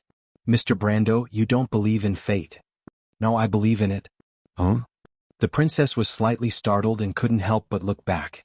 She wasn't very tall, so she could only see Brando's broad shoulders. I believe in the Cruise people's epic. Fate is a struggle. Brando quietly repeated this sentence that his senior sister told him. Fate is a struggle. Princess Griffin carefully savored this sentence. Brando saw Maynard's figure from afar. She was covering a few ladies with her blanket. This detail surprised Brando a little. He didn't expect the cold-faced knight to have such a gentle side. After sending away Erwin's princess, Brando still felt a little confused. In the end, the half-fairy princess didn't say anything and just sat outside the forest with him, looking at the stars for a long time. What kind of attitude was that? He still couldn't figure it out. But all in all, it seemed that the princess didn't intend to pursue the matter, which was a good thing. Brando heaved a sigh of relief. Otherwise he would have lost a lot of face. At 3 o'clock in the morning, Brando finally saw the druid master named Walker. This person looked as abstract as Brando remembered. The first impression he gave was that he was a crow man. His face was sharp and long and it was covered with black patterns. He wore a straw raincoat that looked like crow feathers. His arms and fingers were dry and slender like claws. If this person was placed in the movies that Brando was familiar with, he would be a typical villain. But on the contrary, in history this person had a cold personality, but strictly neutral image of an NPC. Of course most druids were like this. Walker had rushed back from Ampere Seal. He looked tired, but according to the other party he should be able to endure 1 or 2 more low-intensity battles. Brando hurriedly let him rest first. With this druid master, he quickly found that the mage group under his command had reached an unprecedentedly luxurious lineup. There were at least 4 gold-ranked spellcasters, the Archdruid Walker, the Law Wizard Great Teacher the Shire, the Sea Demon Bridget, and the Night Lord Andrique. Then there was the Naga's 20-person priest group. Count Audine also had a few wandering wizards under him. In addition to the 2 sisters Pharaoh and Tia, except for the lack of an elemental rank pillar, this group of more than 30 people, with the lowest level being silver rank and above, could basically crush all of Erwin's forces. Unfortunately, the number of people was still too little in Brando's eyes. These 30 spellcasters were just enough for an army of thousands of people. It was not like the war in the future era of the Great Demonic Wave, where a legion could mobilize more than 100 spellcasters. In addition to being scattered in the army to be responsible for defense, they could also gather dozens of spellcasters to be used together to play the role of long-range fire support. Of course, this dream was just a dream for now. The survival rate of a wizard without a silver rank in a large-scale battlefield was extremely low, but there were very few wizards above the silver rank. This was the current situation of Wond. 4:30. The Royal Knight Regiment students finished their rest, and then the Nagas and the noble private soldiers were also awakened. Brando took out the map that he had organized overnight and let them set up the defense line according to the requirements. This surprised everyone again. They did not know that Brando was already familiar with the geography of the mountains and rivers in this area. They thought that the commander had personally brought people to survey the terrain in the night to let them rest well. Although the young officers did not say it out loud, they were very grateful in their hearts. Only Princess Griffin vaguely guessed something, but she could only bury it in her heart. The terrain of the Mar Highlands was a surprise for the defenders. The branches of the three mountains intersected here to form a huge valley. The valley was covered in dense fog, covering the valleys on both sides. The river flowed endlessly in the middle, making a loud sound of water flowing. In the north of the valley, there was a towering ridge that was almost leaden in the distance. It was hazy in the night before dawn. This was the end of the foothills that extended south of the Fama Mountains. The locals called this mountain Anchor Mountain. Anchor meant wall, in the ancient language of the mountain people. Two streams intersected at the foot of Anchor Mountain, converging into a shallow mountain stream. The stream flowed down the riverbank, and over the years, it formed a wide expanse of land. The land was like a huge slope, and on both sides were the forested Marchenko Mountain and Levico Mountain. However, Marchenko Mountain and Levico Mountain were flat and gentle, far lower than the height of Anchor Mountain. This meant that if they set up a position on top of Anchor Mountain, the archers would be able to attack the two mountains in the south from above. If the infantry and cavalry of the Northern Coalition Army wanted to attack them through the valley, occupying the two mountains in the south would be a nightmare. However, if they did not occupy the mountains in the south, attacking from below would not be as simple as a nightmare. This was simply a natural blocking position. Unless the Black Blade Squad found a way to cross the Fama Mountains and attack from behind Anchor Mountain. However, that would take a long time. At least for half a month, they would not have to worry about the enemy coming from behind. Therefore, the rest was simple. Although there were a few people who thought that it might be better to go deeper into the Anchor Mountains, it was only a possibility. Most of them started to set up a defensive line enthusiastically. The officers quickly came up with a very classic and practical plan. This plan was immediately sent to Brando, Princess Griffin, and Oberway. The plan was simple. As expected, the main position would be set at the north where the streams converged at the foot of Anchor Mountain. The archers' position would be followed by the main position. However, the center of the defense would be pushed forward, including the two mountains in the east of Marchenko Mountain and the west of Levico Mountain. Brando saw the core of the plan at a glance. They would set up a battlefield on each of the two mountains in the south. The young officers intended to use the terrain advantage to deplete the strength of the Southern Coalition Army on these two fronts. This kind of tactical intent was very typical. It could be said to be a textbook arrangement. However, in Brando's opinion, it was not very good. It was too conservative. He glanced at the others. Princess Griffin did not say anything, and Oberway shook his head. A lone wolf is a lone wolf. Brando shook his head and said, "It is generally feasible, but the details need to be fixed." How do you fix it? Carglass, who was full of confidence, could not help but stare blankly. This plan was actually made by him, and it was unanimously approved by the officers. He thought that it would definitely be approved, but now it seemed that he was taking it for granted. This will do. Brando used his hand to gesture twice on the temporary map and replied. Carglass' hand trembled, and he almost threw the plan in his hand at his lord's face. This is called a plan? Isn't that the same as giving up the entire front line? Sir Lord, do you want us to surrender immediately? It would be faster. He looked at Brendel with pitiful eyes, as if he wanted to confirm that his lord did not speak nonsense because he did not sleep for the entire night. However, he did not expect that Brando would immediately glare at him and reprimand him. What are you waiting for? The young noble from Tanajul could only admit that he was unlucky and walked out dejectedly. This seems a little. Oberway could not help but shake his head. Brando's plan was a little too bold, and it was a little beyond his expectations. No, it was more than just bold. If he did not know this young man before, he would have suspected that this young man was a spy. This plan was simply looking down on the intelligence of the Northern Alliance. You and Makarov have similar personalities, but it's a pity. The kingdom's lone wolf could not help but sigh.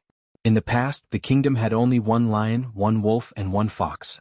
But now they could only rely on these young men. He could only hope that his choice was right.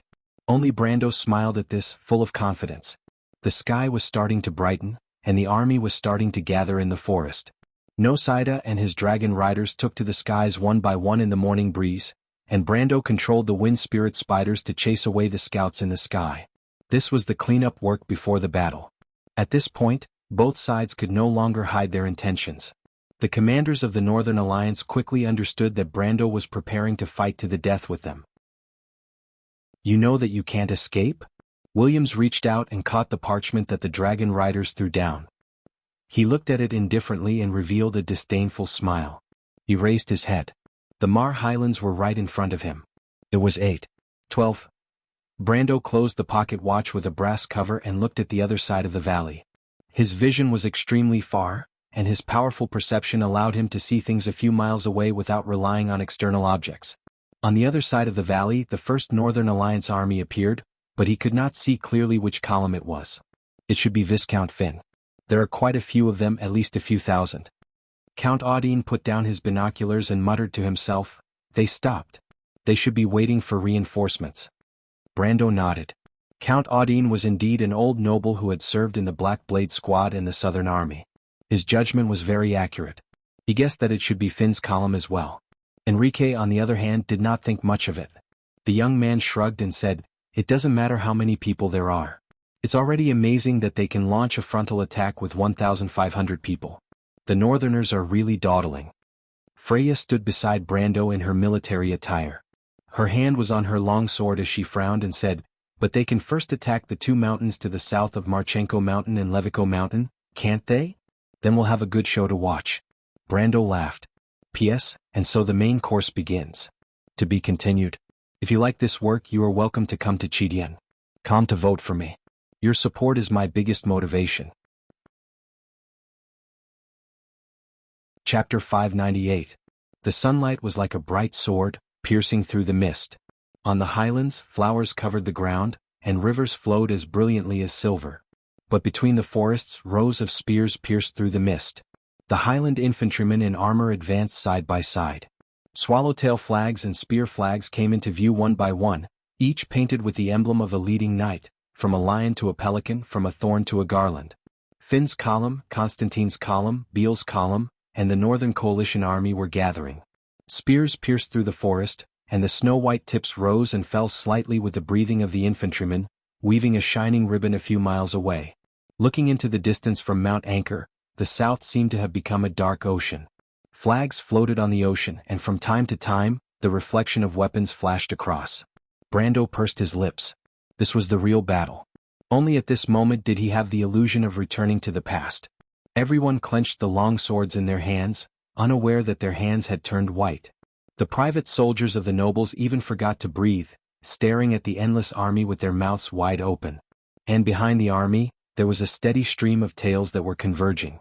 Tens of thousands, this word only reflected its unprecedented pressure at this moment. Tens of thousands of people breathed at the same time, as if the wind was about to stop. The breeze on the Mar Highlands was calming down. The air became hot and stagnant, a sign that a storm was coming. On the green meadow, a knight was speeding away from the main formation of the Northern Coalition army. The knight held his spear high, trotting proudly in the northern position. "Look, that's the genius knight of the Harbor Covenant. The Count intends to appoint him as a column commander. I heard that it's to replace his father's position." "A 20-year-old column commander? Because he's a genius. I heard that the Viscount fought a few beautiful battles against the Lion Men in Donitiquin, and won miraculous victories. The veterans who fought with him called him Vanag. Did you know? Vanag is the legendary hero of the Highlanders." "Veterans? It's the veterans who participated in the November War. He can command them. Only he can command them. I heard that the Count intends to train him to be the next Legion commander." "That's just too ridiculous." "That's possible. It's rumored that Lord Viscount is the last disciple of Earth Sword Saint Darius. Think about it, before Lord Sword Saint became famous, didn't people also call him Wanag? I don't think that's possible, but I heard that Lord Darius still has descendants, right? Who knows where he went after that? Maybe Lord Viscount is a descendant of that lord. After all, Lord Darius still doesn't want to see Erwin split." The soldiers discussed animatedly, and in the end they couldn't help but feel deep veneration. During the restoration of the kingdom, Sword Saint Darius had left behind a legendary reputation in Erwin. His mysterious retirement in the end added to this legend. The commoners all believed that the Earth Sword Saint was the protector of the kingdom, and that one day when the kingdom was in danger, he would come out with his sword. In the Amber Sword, such a saying was even widely spread among some players. Erwin players even improved the military swordsmanship left behind by Darius for this reason, but no one, including Brando, would have thought that the protector of the kingdom could not escape the trial of time in the end. And the last hope was also drowned under the ashes of Butchie. Brando stroked the long sword in his hand, and his heart was filled with disappointment. Viscount von Downing, however, held his head high and was in high spirits. If you looked closely, you would find that the rider wrapped in silver armor was the young man who stood next to Vitokin a few days ago. He was also the captain of the knight who clashed with Brando before the auction. He was the genius knight of the Nao people. Even the veterans of the November War admired him and thought that he might be the next Earthsword Saint. Viscount von Downing also thought so in his heart.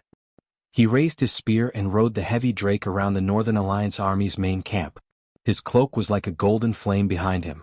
Wherever he passed, the Northern Alliance Army soldiers cheered and yelled, "Come on, let's go! Wagner! Wagner! Wagner! Wagner!" The young man's forehead was covered in sweat, but he still held his head high and came to Count Vitokin's side. The Count nodded with satisfaction.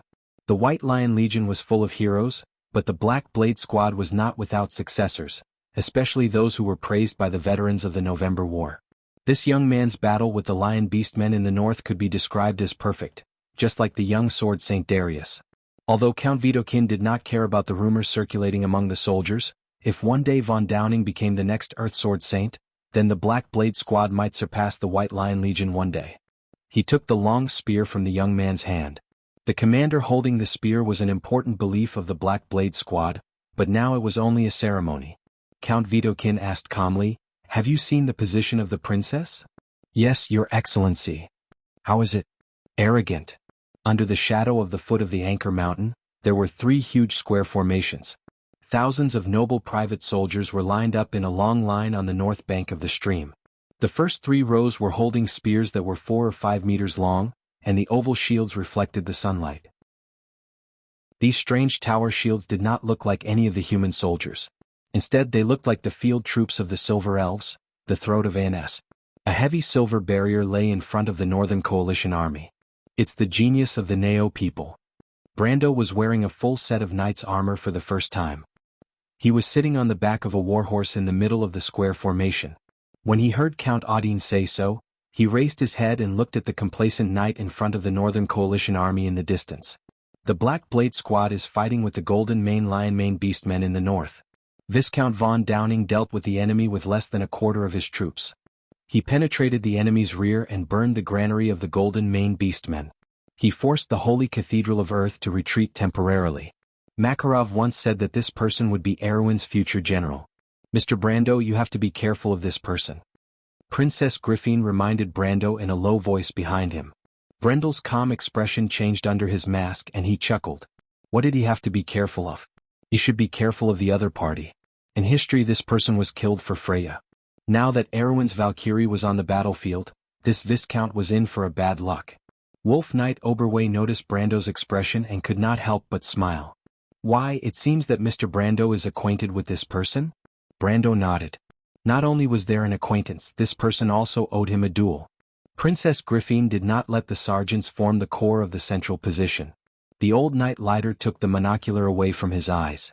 The wrinkles at the corners of his eyes moved slightly as he gradually frowned. "Which army is that?" "Judging from the flag, it's Audine's private army." "That's too arrogant." Marquis Balta also sighed. "It seems that Her Royal Highness has underestimated the enemy due to her consecutive victories. I'm afraid this battle will be won in one battle." These words were exactly what most of the first-line noble commanders present were thinking. It seemed that Lady Martha still favored the North. Although the Cipher royal family had been deprived of their glory, the same could be said for the Corvado family. Count Vitokin could not help but close his eyes. He was glad that he did not choose the wrong side. They would definitely win. On the battlefield, the left and right wings of the princess's army extended back to Anchor Mountain, giving up the 2 mountains in the south, Marchenko Mountain and Veliko Mountain. It formed a huge battlefield zone with the center as its backbone. The main position became the center and protrusion of the entire battlefield. Her Royal Highness intended to use this axis to adjust the balance of the entire battlefield. Everyone could not help but sigh in their hearts. What a bold move, what a bold move. It was a pity. But as long as the Axis is defeated, the princess's army will lose its support. Viscount von Downing pointed to the shadow of Anchor Mountain in the north and analyzed in high spirits. The entire battlefield will be divided by our side. They will have to fight for themselves. Defeat will only be a matter of time. How can Oberway make such a mistake? He's the lone wolf of the kingdom. A noble officer asked loudly. Because he wants to pursue greater initiative. This is the character of the lone wolf. He will endure patiently and kill with one strike. The Viscount replied confidently. Where are the Nagas and the students from the Royal Cavalry Academy? They must be on the left and right wings. Viscount von Downing replied word by word. Everyone understood. Count Vitokin raised his head and stared at the shadow of Anchor Mountain for a long time. After a while, his gaze fell on the young man on the dragon's back.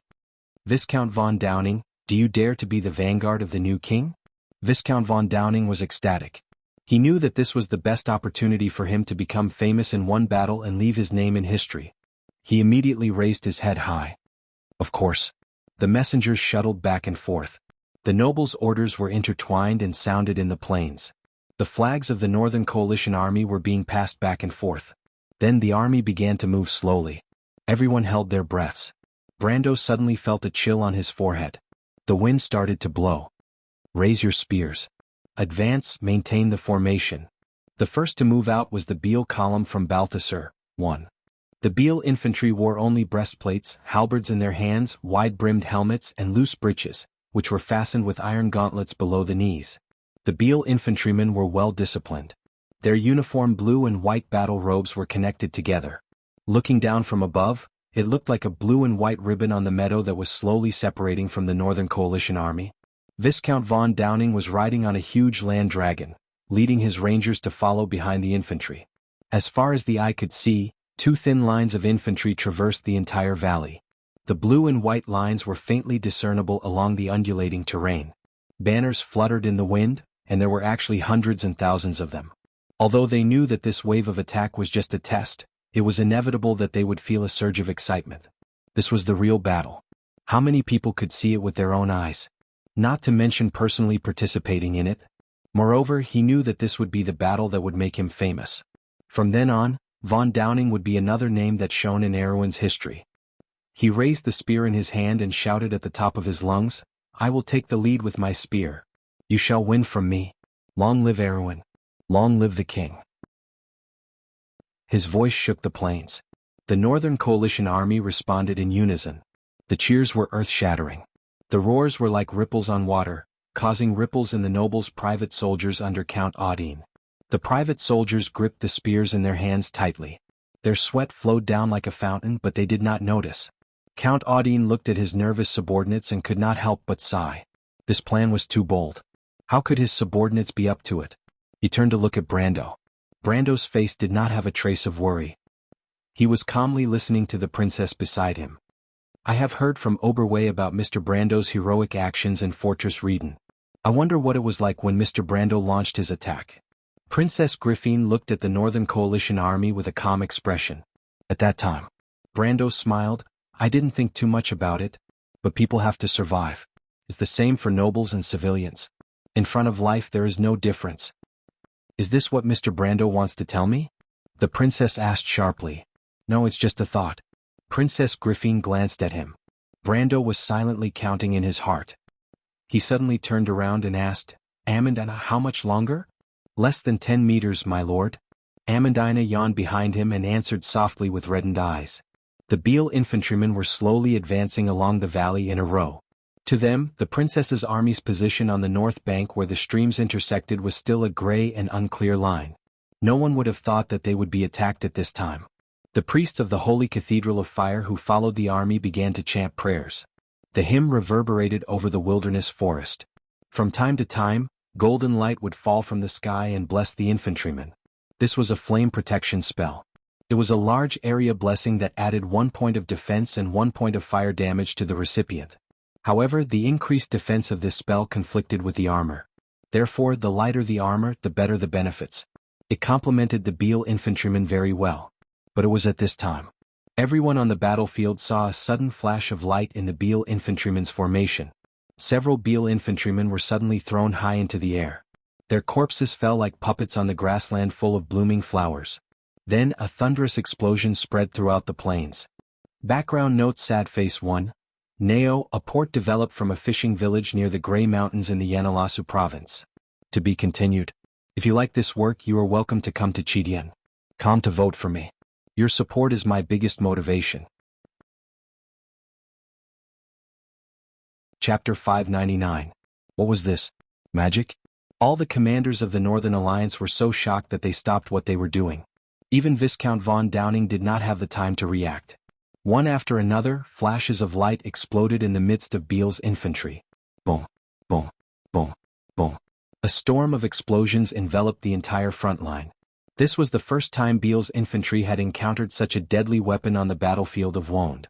The pyrolysis crystals buried under the grass immediately released all the energy contained within them. The terrifying impact not only lifted the grass, but also directly impacted the infantry on top of it. The Beale's infantry's iron gauntlets were first deformed by the impact, and then their bones were broken by the huge impact. They flew up along with their owners. Their breastplates instantly caved in during the process, and all the bones and organs inside were directly crushed into powder. 5 or 6 infantry were pierced into the air, and most of them fell back to the ground with cold corpses. In an instant, Beale's infantry had lost nearly a fifth of their strength.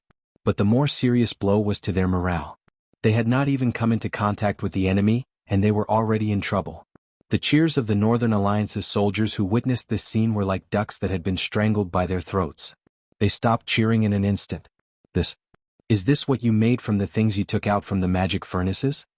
Princess Griffine looked at the scene from afar, but she was silently calculating in her heart.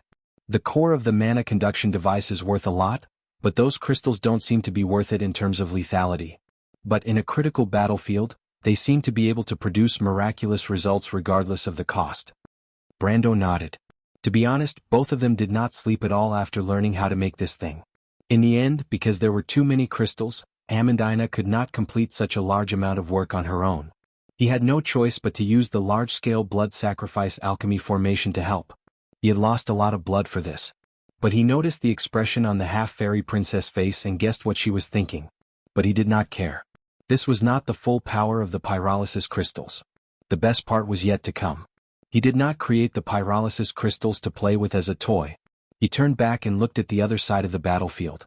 The explosions were still going on, and one of the Drake riders had also lost his life in this round of explosions. The disintegration crystal had blown off his Drake's right leg, and the enraged Drake rider had thrown him off its back. This poor unlucky guy broke his spine in the process and died on the spot. Stop. Stop. Viscount von Downing was also shocked. He quickly pulled the reins and shouted, "It's a trap." However, the Viscount was worthy of his illustrious reputation in history. He immediately found a solution. He ordered Beale's infantry to stop and disperse, and then continued to advance in a skirmish formation. The skirmish formation had existed as early as the Year of the Stars, 321, when Count Adania led the White Lion infantry to face the Lion Men's arrows. Earlier, the Cruz people had also used similar tactics, so it was not a novel invention. But he had learned and applied it flexibly here, and the commanders of the Northern Coalition Army were impressed. As expected of the genius of the Nao people, Viscount Finn could not help but praise beside Vito Kin. The Count was also very satisfied. At least it did not prove that his choice was wrong. Being able to see through people was one of the virtues of the nobles. But before he could finish his words as if to refute him, the battlefield was filled with an even brighter flash of light. The violent explosions were almost continuous, causing the entire valley to tremble. Viscount von Downing looked at everything that happened in front of him with his mouth agape. The violent explosions lifted the grass, and the soil soaked in blood fell around him as if it was raining mud. He wiped his face and his face was sticky and uncomfortable. In his imagination, the princess's side only had half a night to set up the formation and lay the trap. How could they have so much time? He thought that the other side was just bluffing and wanted to buy time. But he did not expect that he was wrong about one thing. Brando's trap was not as complicated as he thought. In fact, he and Amandina just casually made some of the leftover scraps and threw them into the grass. But it was this product that brought a lot of trouble to the Northern Coalition Army. Brando saw the Beale infantry stop again, and he could not help but feel a sense of satisfaction in his heart. There were no international conventions in this world, and he could use any kind of mine he wanted without any psychological burden. And this was the first time this killing machine appeared on the battlefield, and it did indeed bring unimaginable benefits. If the Northern Coalition Army wanted to continue advancing, they would have to pay a terrible price. And the real purpose of these mines was to deter the enemy's morale. Losing 1 or 2 troops before coming into contact with the enemy was a terrible omen in the fantasy world of Wond. Of course, the other side could also stop and slowly clear the mines. Anyway, he and Amandina did not bury the exploding crystals too deep, and they could still find them one by one if they were careful. But that was exactly what he wanted. He was not short on time anyway, and it would be best if this battle dragged on for a week or half a month. But by then, the nobles of the north would no longer have the final say on the battlefield. But the Northern Coalition army obviously understood this point, and did not intend to give Brando this opportunity. Viscount von Downing only stopped for a short while before ordering the Beale infantry to continue advancing, still in a scattered formation. This was purely using human lives to fill the hole. Beale's infantry immediately became restless, but it was immediately suppressed. Viscount von Downing ordered his cavalry to kill a few of the disobedient soldiers with a cold face, and the infantry brigade began to move forward reluctantly. But at this time, the heroic shout of, "I will take the lead with my spear, and you shall win from me. Long live Erwin. Long live the king," became a ready-made joke, and the morale plummeted. Viscount von Downing stared fiercely at the north, his face ashen. But no matter what, the Northern Coalition army finally began to move forward again. Amidst the explosions, Beale's infantrymen continued to lose men. In the end, these disciplined infantrymen could no longer withstand the pressure and collapsed. The lower-ranked soldiers cried and wanted to retreat, but the shining spears still drove them forward. This scene reminded him of the time when the Kurlutz Empire drove their slave soldiers to attack Awen. But the Kurlutz Empire drove away their enemies and captives, while the Awen Empire drove away their own people. He looked at this scene coldly. Behind him, Princess Griffine also bit her lower lip. The 1st Infantry Brigade of Beale's column finally collapsed or was completely finished. Not only did this brigade completely lose its organization, but it also lost its spirit. Everyone understood this point, and the Beale Brigade would not be called the 1st Infantry Brigade in the future. That would be a nightmare in everyone's heart. But this nightmare was still going on. Viscount von Downing replaced the 2nd Infantry Brigade, and at this moment, the young man seemed to have become a cold grim reaper guarding victory, coldly filling in the predetermined victory with human lives. He only needed the final result. As for the sacrifice, it was just a number. The Northern Coalition army's advance finally saw results, and Beale's 2nd Infantry Brigade finally approached Brando's position, less than a mile away. Behind them, the main force of the Northern Coalition army began to move forward, and Brando could even see the movement of the cavalry behind them. But at this time, Beale's infantry in front of them were hit head-on. Everyone heard a whoosh as if the air was sucked out and the sky darkened. Viscount von Downing subconsciously looked up, and saw a black rain of arrows rising from Mount Marchenko and Mount Veliko. The arrow rain hit them in the face, and Beale's 2nd Infantry Brigade that was advancing in front of them seemed to have hit an invisible wall, and their originally intact formation suddenly collapsed in several places. "We finally met the enemy." Viscount von Downing's heart flashed with excitement, and he immediately turned back and shouted, "Order the Highland Infantry to attack Mount Veliko immediately, and take down that mountain first." Beale's infantry continued to advance. The Squire Knight behind him immediately raised a bugle flag. At the other end of the valley, a bugle flag was also raised. Viscount Finn looked from afar and immediately rode out from the knight's encirclement. A knight behind him raised a bugle and blew it. The sound of the bugle from afar rang through the valley. Finn's Highland infantrymen began to leave the main formation.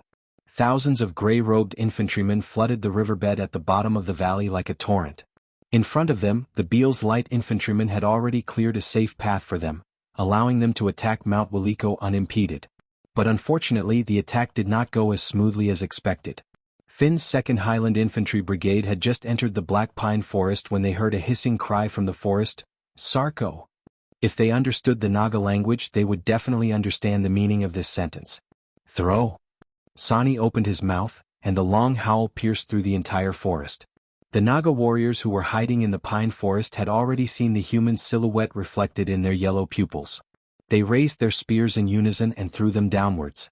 Screams of pain rang through the forest. Finn's Highland Infantry Brigade's 2nd Highland Infantry Brigade 7th Division was almost completely engulfed by the rain of spears. The leading centurion, Sir Raphael, died on the spot, and only 1/3 of the 150 infantrymen survived. "Erm?" Sani immediately ordered his men to lay down their spears, and the Naga Praetorian Guards raised their spears at the same time, and the first 3 rows immediately formed a steel jungle. The Highland Infantry Brigade's 3rd, 4th and 9th Divisions had already passed their comrades. Centurion Broad and his comrades were personally supervising the battle, and when he saw the weapons in the hands of the gray fin Naga in the forest, he knew that things were not going well. But it was too late to retreat, and everyone could only watch as the two armies of different races collided. A neat muffled sound rang out, as if the spears were tearing through chainmail. Broad could not help but raise his head subconsciously, and saw the first row of Black Blade Squad soldiers in front of him flew up neatly, and were thrown back, crashing into rocks or hanging on tree trunks.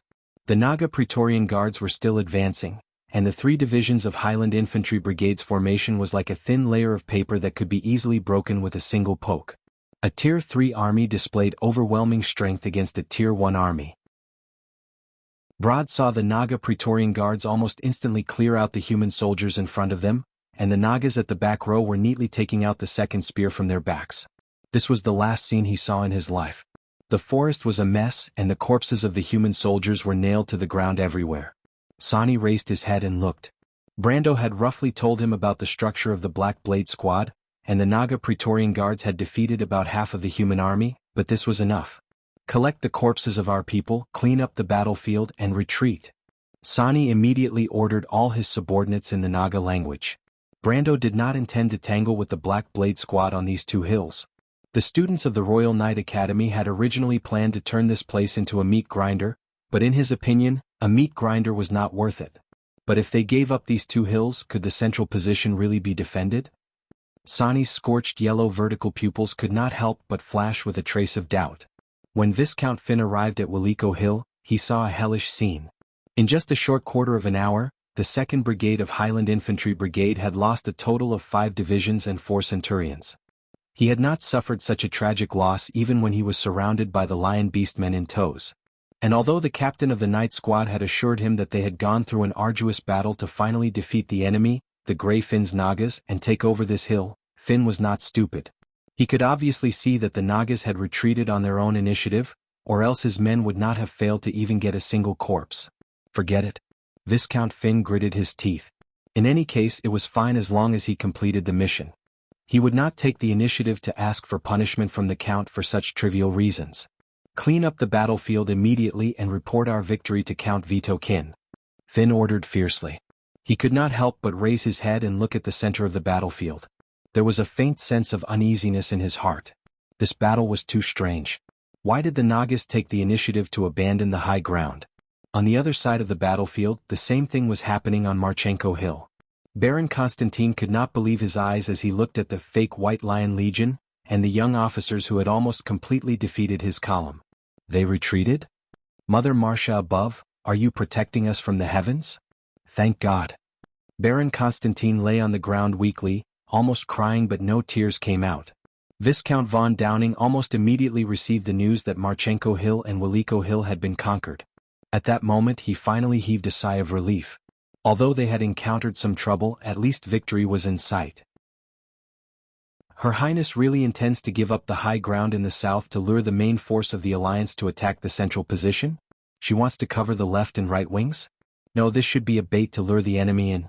How arrogant. Countless thoughts flashed through his mind, but his eyes gradually became fanatical and warlike. However, since the princess dared to expose her weakness in front of them, how could they let it go so easily? The enemy foolishly believed that their central position was indestructible, but Viscount von Downing did not think that Count Audine's private soldiers were reliable. Let's destroy their delusion with one blow. He raised his spear. The horn sounded. The bugle horn sounded once again. The Northern Alliance army no longer pushed forward layer by layer. Instead, it seemed that they were moving together. Since Marchenko Hill and Willico Hill had fallen into the enemy's hands, they could finally fully unleash their full strength this time. Facing the enemy from 3 sides, Count Vitokin finally invested more than 4 columns of troops in one go. The black mass of troops was like a torrent across the mountains, but this torrent was going against the flow, launching an all-out attack from the river bank, from the streams, from the forests, and from the mountains. Flags flew in the wind, and the sporadic explosions of the collapsed crystals seemed to be drowned in the sea of people in an instant. At this moment, everyone could not help but turn pale. There were too many enemies. After losing Marchenko Mountain and Veliko Mountain, there was no doubt that the central position would be able to hold on under the pincer attack from 3 sides. Relying on those private soldiers? Brando's face finally showed signs of nervousness.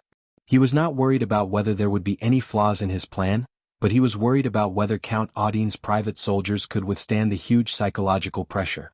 If they collapsed at the first touch, then it would all be over. However, he only had this one chance. He had to lure the enemy's main force here. "Hold on for me," Brando shouted in his heart, but he subconsciously pulled out his sword. Although he had not yet met the enemy, he could already feel that the noble's private soldiers were beginning to crumble. He could not wait any longer. He had to stabilize their morale. He raised the Haurangaya high, and the Bahamut's grip on his arm had the ability to transform itself just like in the game. It perfectly integrated with the sky blue armor. The metal gauntlet looked like the claws of a blue dragon, and it looked majestic. Behind him, in the archery position on the hillside, the noble archers finally received their orders. At the same time, they pulled out arrows from the quiver on their backs and drew their longbows. The arrowheads of the arrows had been removed and replaced with sparkling gray crystals. Bess looked at these longbowmen and could not help but shake her head. Their movements were slow and not standard. These nobles' private soldiers were really useless, and their numbers were too small. There were more than 1,000 archers, and half of them were temporarily transferred. Could these people really be of use? She was very doubtful. However, the commander had personally said that as long as they could draw their bows and shoot arrows into the enemy's formation, it would be enough. Bess looked at the black mass of the Allied forces at the foot of the hill and thought that it was not difficult at all. There was no need to aim at all. Ready? She also drew the shale longbow in her hand. Shoot. To be continued. If you like this work, you are welcome to come to Chidian. Come to vote for me. Your support is my biggest motivation. Chapter 601. In Brando's field of vision, the distance between the sky and the earth became narrow and wide. The spearmen in front of him lowered their center of gravity, and their shiny helmets sank down one after another. Their spears seemed to rise from the sea of helmets. He vaguely heard Bessa's shrill voice like a siren's. Shoot. A rain of arrows flew over their heads, turning into black dots that fell to the ground in the distance. The formation of the Northern Allied Army was like a blue and white wave, and a series of explosions occurred in the wave. There were continuous explosions and flashes and sharp whistling sounds. The sharp airflow seemed to have crossed a distance of dozens of meters in an instant, and the broken metal rings collided with his armor with tinkling sounds. Brando could not help but squint his eyes. The light infantry in front of him had begun their final charge. Their formation was completely in an arc, and they were crossing the shoals of the mountain stream. Disintegration crystals kept exploding under their feet, and a column of water rose into the air. Young faces fell in the mist, and their companions continued to move forward over their bodies. About 50 meters to the left and right of Mount Marchenko and Mount Veliko, the infantrymen of Finn's and Konstantin's divisions could be vaguely seen under the canopy of the trees. Flashes of explosions bloomed in the woods. Since they did not have to worry about friendly fire, the archers shot almost all of their arrows at the two mountains. The deafening sound of the explosions almost overturned the earth. The branches of the black pines were broken and blown away by the blast, and the flags of the two Northern Allied forces fell down one by one. Suddenly, a few flashes of light burst out from the battlefield. Brando immediately understood what it was. It was a magic attack. The wizards of the Northern Allied Army had joined the battle. A few flames crossed thousands of meters in an instant, and in the blink of an eye, they became fireballs the size of a human head. But a light blue water curtain immediately opened above the nobles' private army. The fireballs crashed into the water curtain and turned into countless red flames that splashed in all directions. But the roar caused by the explosion still caused a commotion among Count Audine's private army, and the formation began to be messy and loose. Brando knew that things were not going well. He wanted to encourage the soldiers, but a clear and calm voice sounded before him. Don't retreat, I'm here. I'll be with you and fight alongside you. Her Royal Highness's voice was firm and calm, but the girl's pale hand that gripped the hilt of her sword revealed her true feelings. Your Highness. Brando suddenly turned around and saw Princess Griffine standing not far from him. Princess Griffine glanced at him, her silver eyes filled with unease. But she turned around and shouted solemnly, I am the Princess of Erewhon. Today I will let our blood flow together. The majesty of the royal family was still very influential among the commoners. Seeing that the princess was also standing behind them, the commotion of the nobles' private soldiers miraculously calmed down. Seeing this, Freya stepped forward and joined the first row. She drew her sword and stood side by side with the nobles' private soldiers. Although this girl from the countryside of Buchi was not good at words and actions, and did not know how to say any impassioned words to inspire people. As long as she held the Lionheart's sacred sword with both hands and did not take a step back, the men would not be embarrassed to leave their positions and let her face the army alone. Behind her, the few Royal Knight Academy students who were still in the central position set an example and stood at the front of the line. No one spoke, but their bodies seemed to be shining with an indescribable spirit. At that moment, Brando's heart was thumping, but he also felt his blood boiling. He put down Haurangaya and placed it in front of his chest. He raised his head and looked forward. A line of blue and white waves was passing through the smoke produced by the explosion. The light infantry of the Northern Coalition Army had already crossed the river and was close at hand. Viscount von Downing passed through the explosion in agony, spitting out the sand in his mouth. He raised his head and looked through the smoke and fire. Strangely, he saw that Count Audine's private soldiers had just calmed down from the commotion. They also have brilliant officers. This thought flashed through his mind. The two armies crashed into each other with a loud bang. The nobles' private soldiers all stretched out their spears. The halberds in the hands of the Beale light infantry at the front were pierced before they could reach them. The sharp spears pierced through the Beale light infantry's slanted breastplates, and they fell to the ground in rows. From afar, the Beale light infantry's swallowtail flag at the front row collapsed like wheat stubble. The nobles' private soldiers took a step back, but the second row of Beale light infantry had already pierced through the forest of spears with their halberds. However, these halberds all hit the big shields in vain. The nobles' private soldiers at the back row pierced their spears through the gaps between the big shields and accurately pierced the fish that slipped through the net to the ground. However, the light infantry at the back row continued to move forward, passing over the corpses of their comrades. The nobles' private soldiers had no choice but to continue to retreat. Because the impact from each direction was not uniform, although the officers at the front row shouted at the top of their lungs, "Retreat! Retreat!" But the first row of battle lines still began to have continuous fractures. Brando was screaming in his heart, but he realized that the Beale light infantry on the other side did not make good use of these fractures.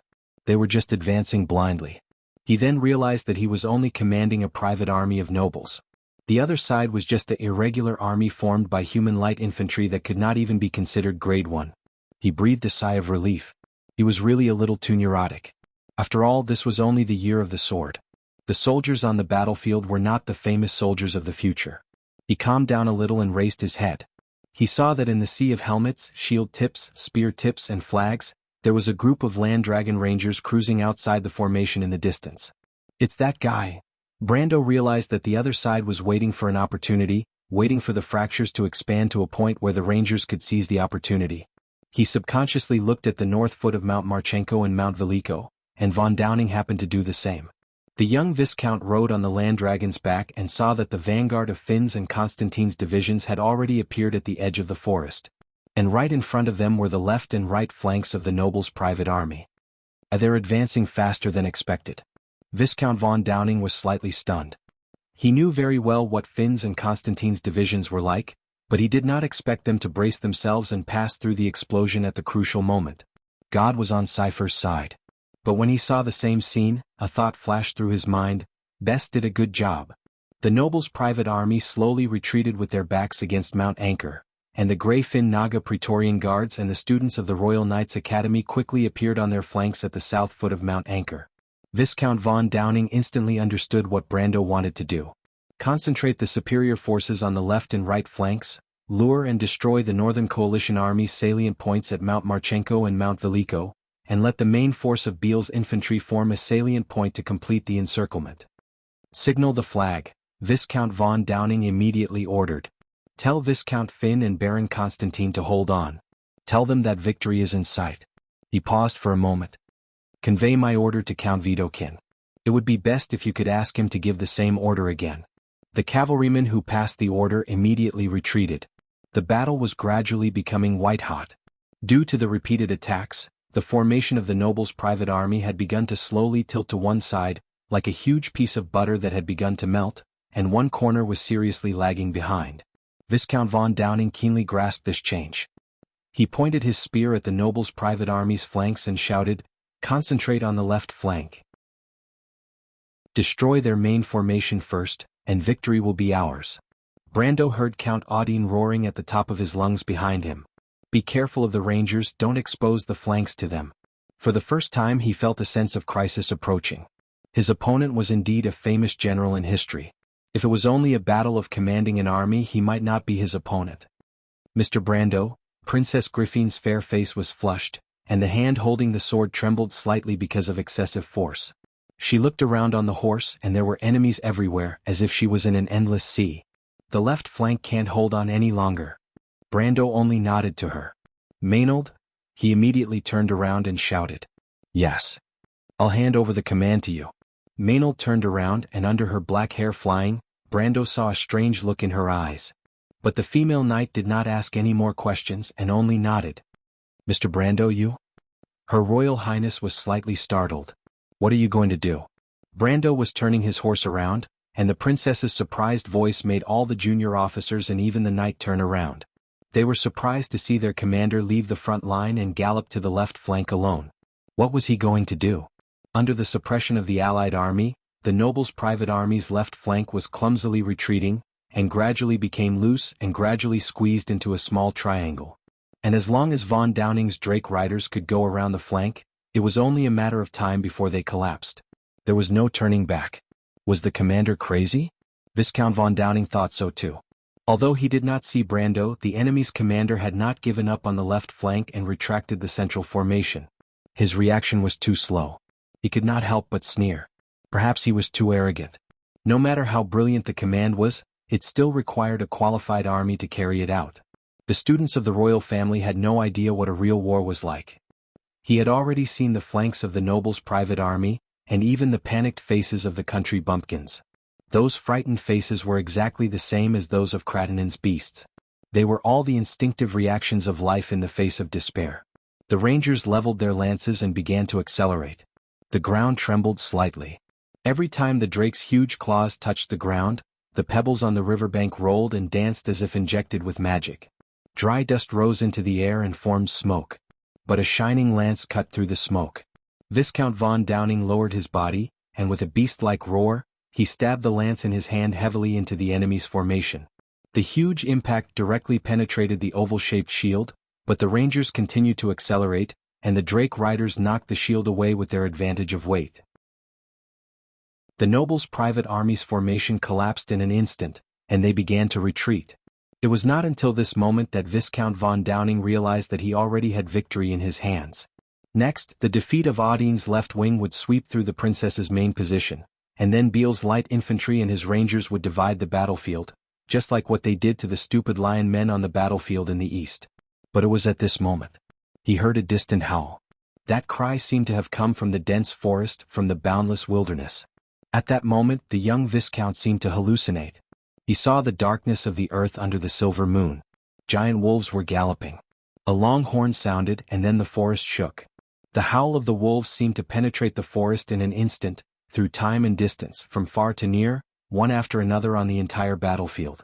Wolves. A black shadow blocked out the sunlight above Viscount von Downing. He looked up and saw the huge creature leaping high into the air. Its black fur shone under the sunlight, and its blood-red eyes were filled with cold, killing intent. It was clearly afternoon, and the sun was brighter than fire, but the young Viscount could not feel a trace of warmth on his body. He only felt cold all over. He subconsciously raised his spear, and the spear pierced into the huge black wolf's fur, revealing the thick bone plates underneath. No, it was simply rock. The tip of the spear drew a spark on the rock. This was not an illusion but a real existence. Viscount von Downing clearly noticed that the black wolf twisted its body in midair to avoid his attack, brushing past him and landing not far away from the drake. What a powerful force. Viscount von Downing felt his hand trembling slightly from the excessive force. He looked up and saw that in the shadows of the foothills of Anchor Mountain, hundreds of pairs of scarlet eyes were appearing. The wolf pack was galloping in the forest, and it was obvious that they were rushing in their direction. It's wolves. So many wolves. Behind him, Beale's infantry also discovered their new enemy at the first moment. In fact, everyone on the battlefield saw the black wolf tide pouring in from one side of the battlefield. The edge of the forest opened a black door of light out of nowhere, and the huge beasts were leaping out one by one. What a mess. Viscount von Downing finally reacted, and could not help but curse in his heart. But he did not have time to think more because the cavalry was accelerating their charge. He looked back at the black wolf he was fighting with. The black wolf had been left far behind by the drake, and it did not seem to have any intention of chasing after them. Instead, it turned around and rushed towards the infantry behind. And all over the battlefield, countless black wolves were doing the same thing. It was as if they were an orderly and disciplined army. No, in fact, a real army would not be able to command so effectively. Viscount von Downing's heart tightened, and he suddenly realized that these wolves might not be as simple as the monsters of the forest. Were they druids? No, druids couldn't control magic beasts. Beale's infantry suddenly exclaimed. The Viscount immediately raised his head, and at that moment he could not believe what he saw. The black wolf tide was parting to the left and right as if making a path. And in the middle of the path, a man and a horse were passing through the wolf pack. It was Brando. Brando was also looking up at him. A black crystal slowly appeared on his forehead, flashing with a strange light. Brando placed the main position here not because he believed in Audine's private soldiers, but because he believed in himself. It was not impossible for one person to fight against 10,000 soldiers. And now he was using facts to tell the Viscount this truth. I am the left wing. The sky lit up slightly and countless wind spirit spiders flashing with green light rose from the forest one by one. In the blink of an eye they formed a huge light formation behind Brando. All of Beale's infantry could not help but watch this scene with their mouths slightly agape. A day ago their wyvern cavalry had personally experienced the power of these little things, but now it was their turn. Brando stood on the horse's back and pointed his sword forward. A golden-red rain of light poured down from the direction of his sword, and the dragon-roaming cavalrymen at the front were pierced through by the light pillars one after another. Over 100 cavalrymen were turned into ashes in the blink of an eye. But what made him slightly disappointed was that Viscount von Downing was indeed cautious. The moment the wind spirit spiders rose into the air, Viscount von Downing turned around and fled with a few of his guards, allowing him to escape this round of attack. After all, the attack of the wind spirit spiders had a certain delay. When Brando went to look for him again, he had already blended into Beale's light infantry brigade, and even abandoned his mount. He could not help but think that this guy was too cowardly. He did not know how Freya killed him. But this was not unexpected. After all, this guy did not even dare to duel with him in Ampere Seal, so he probably did not have much courage to speak of. After all, there were many nobles who would fight to the death with their opponents in order to protect their reputation. Brando shook his head and did not continue to order the wind spirit spiders to attack Beale's light infantry. He knew that the battle was far from over, and every bit of elemental energy he could leave was better than nothing. And the enemies in front of him were no longer a threat. In front of him, the combined army of black wolves and rock leopards was colliding with Beale's light infantry. However, hundreds of silver and iron pinnacle black wolves and rock leopards could only fend off the thousands of soldiers in this direction. Brando was waiting for an opportunity. And the commanders of Beale's division were also waiting for Finn's division and Constantine's division to complete the encirclement. Brando could not help but raise his head. Reflected in his vision were the mountains of Marchenko and Veliko that were shrouded in dense explosions. Viscount Finn was stunned by the deafening explosion and looked at Count Widekin's attendant in front of him. He shouted loudly in an attempt to drown out the terrible sound of the explosion. "What did you say? You said that Count Widekin wants me to attack? Send in all our troops?" The attendant knight nodded. "Yes, my lord. Viscount von Downing has reported to Count Widekin how you risked your lives to send the vanguard into battle." Count Widekin also praised Finn's division for their tenacity, but both of them hope that you can send in more troops to support the front line. Victory is in sight. Both of them were shouting themselves hoarse as if that was the only way they could hear each other. The whole mountain trembled as if it was going to explode in the next moment. But Viscount Finn could not help but have an extremely strange expression on his face. When did he send the vanguard into battle? Didn't his vanguard get wiped out in the first attack? The opponent's spell was too terrifying. He had never seen a spell that could last for so long. Viscount Finn? Viscount Finn did not know what to say for a moment. How should he start? P.S. 5,000 words long chapter. Please for votes. All kinds of votes. To be continued. If you like this work, you are welcome to come to Chidian.com to vote for me. Your support is my biggest motivation. Chapter 603. While Viscount Finn was speechless, Beale's infantrymen were in trouble. They suddenly realized that the Naga Praetorian Guards and the Royal Knight Academy's light cavalry had suddenly appeared on their sides. The vanguard of Finn's and Constantine's divisions, who were originally blocking the two armies, melted like snow and disappeared into thin air. When Viscount von Downing came to his senses, he realized that it was a trick. It was an illusion. Finn's and Konstantin's divisions were firmly suppressed on Mount Marchenko and Mount Veliko. Their soldiers did not have the courage to cross the explosion and the sea of fire. However, Brando ordered the Naga Praetorian priests to use magic to create an illusion that the vanguard of the two divisions had already arrived. Using the water in the air to change the refraction of light to create an illusion, this was originally the specialty of the water elementalists, and the Naga Praetorian priests were the best among them. More importantly, Brando was familiar with every division on the opposite side. He could fake the battle flag and the knight's coat of arms to look exactly the same. Because of this, Viscount von Downing fell into this trap like a fool. Now, Beale's infantrymen had launched an attack on Count Audine's private noble army under his command, forming the only outpost of the Northern Allied army. The Naga Praetorian Guards and the Royal Knight Academy's light cavalry had circled around them without any hindrance, forming an encirclement. Viscount von Downing could only hope that Viscount Finn and Baron Constantine would suddenly appear and block the two armies. However, the explosion on Mount Marchenko and Mount Veliko had lasted for nearly 5 minutes. The enemy's archers were bombarding the two positions with arrows that could explode as if they were free, forming a barrage of bullets. He did not even have the extravagant hope that the enemy's longbowmen would stop to rest for a while because they had exhausted their strength. He only needed one glance to know that the enemy had at least divided the archers into several teams and used them in turns. And with the courage of the two good-for-nothings, it was unlikely that they would appear on the battlefield before the enemy ran out of arrows. Therefore, the result was very difficult to change. Now it was Beale's turn to be attacked from the rear. Originally, they had the delusion of passing through the princess's main position, but Brando's appearance instantly shattered all their hopes. These light infantrymen were shaken in an instant. Although they were still resisting, it was only a matter of time before they collapsed in the encirclement.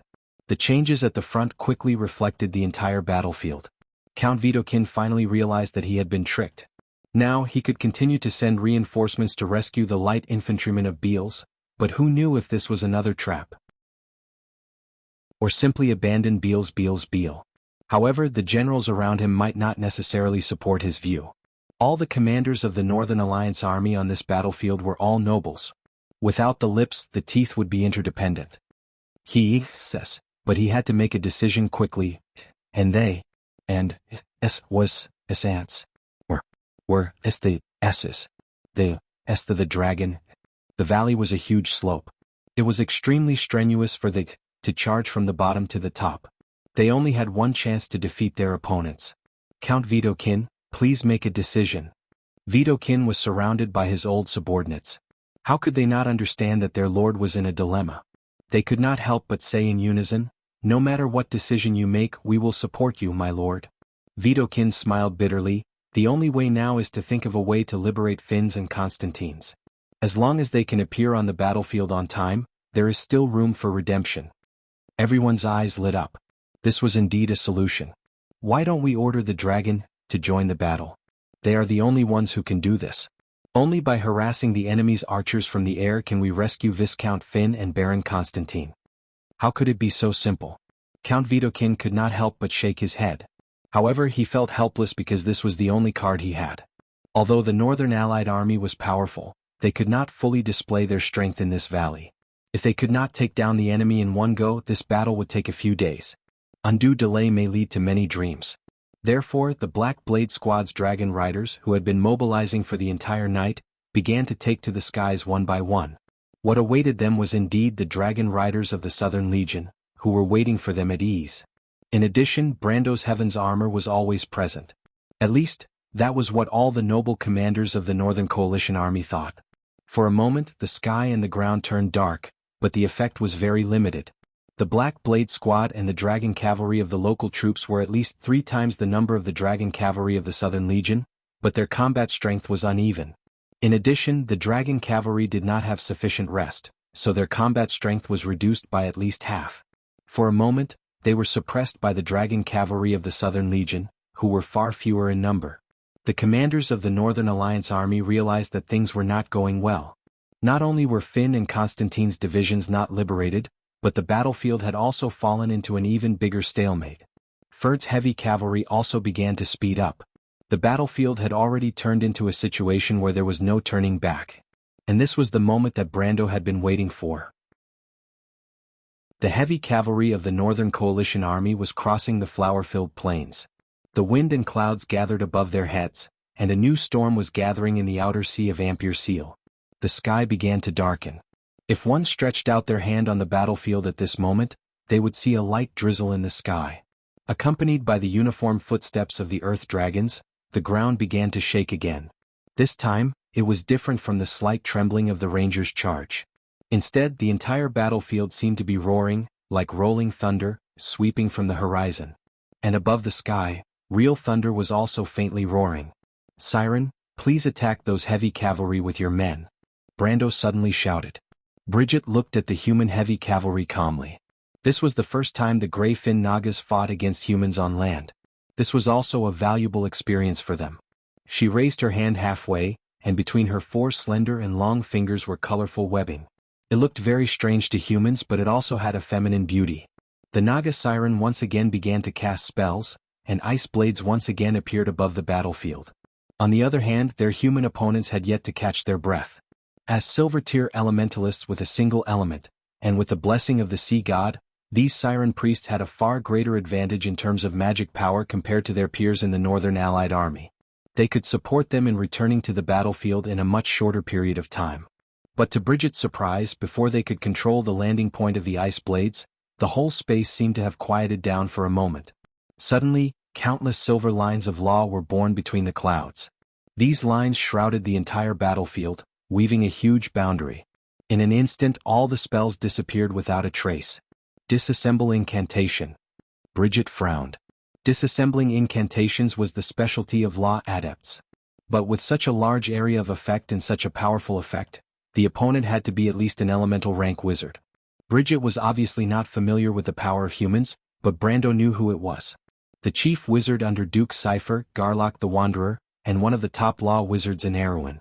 The opponent could not wait any longer, but finally this guy made a move. That was enough. He immediately turned around and shouted, "Amandina." "I'm here, my lord," the noble girl shouted in the crowd. "Now, I understand." "Everyone," Brando suddenly raised his head and roared to the sky, "cover your ears." The situation on the battlefield was ever-changing, and even everyone on the princess side was stunned by the wolves that Brando suddenly summoned. Her Royal Highness and Oberway were not ignorant people. They recognized at a glance that those were black wolves, which were not considered high-level magic creatures in the Black Forest. But according to the legends of the mountain people, black wolves only appeared in packs during disasters, and that was the calamity of wolves. "Mr. Brando, he?"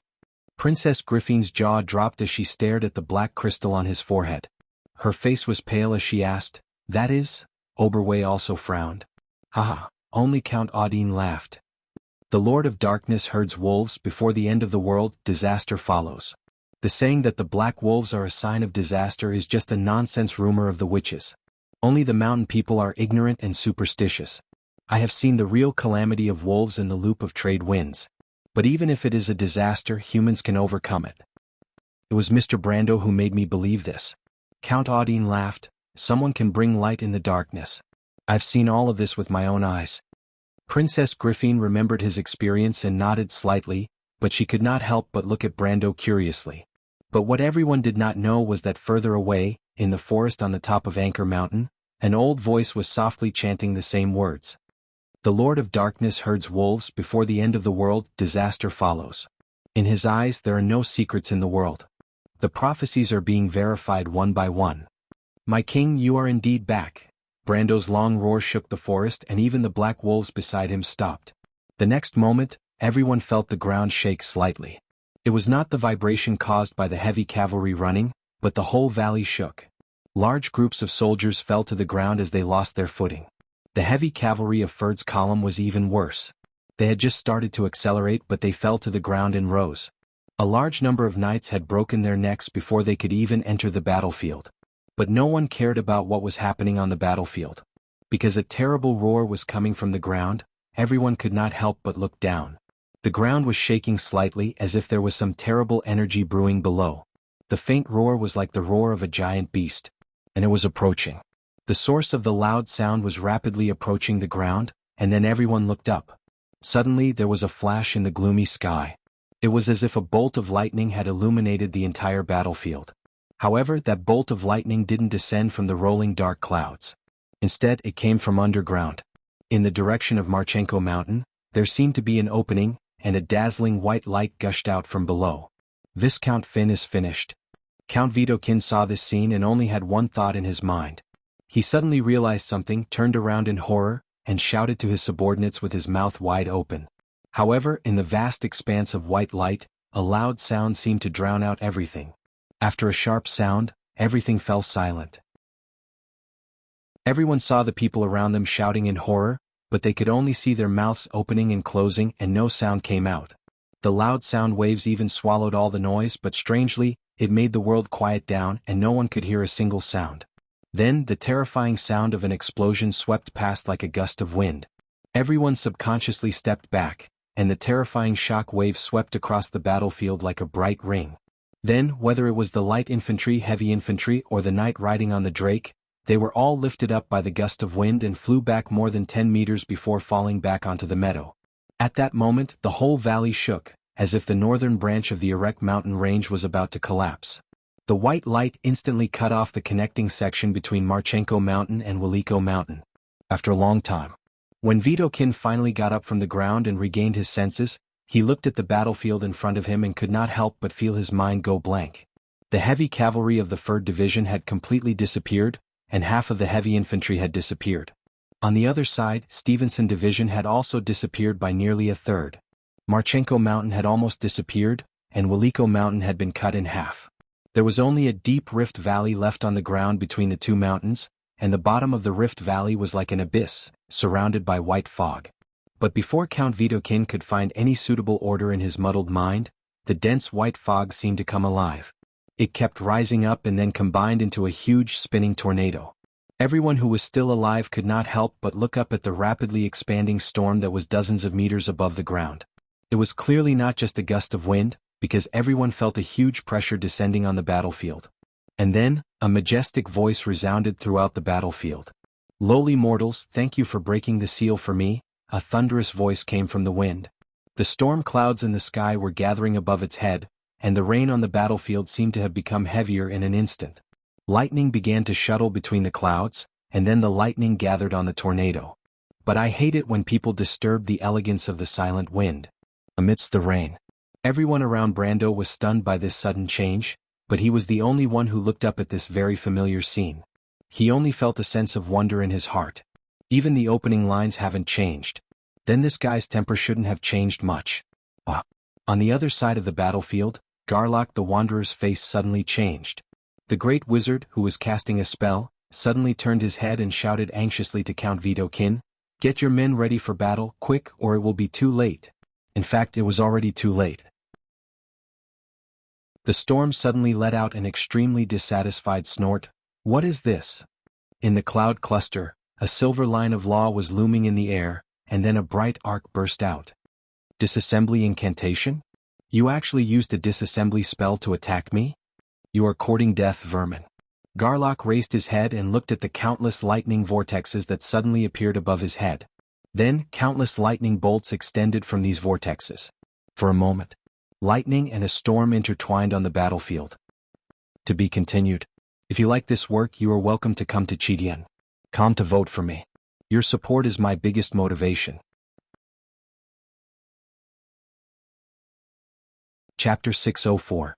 Count Vidokhin would never have dreamed that an arrogant behemoth would suddenly appear on the battlefield between the two armies. Even in legends there was no such bizarre thing. But of course he would never have thought that this was actually Brando's masterpiece. As early as the night before, Brendel had already buried a large number of disintegration crystals in the seal nodes of the Holy Cathedral.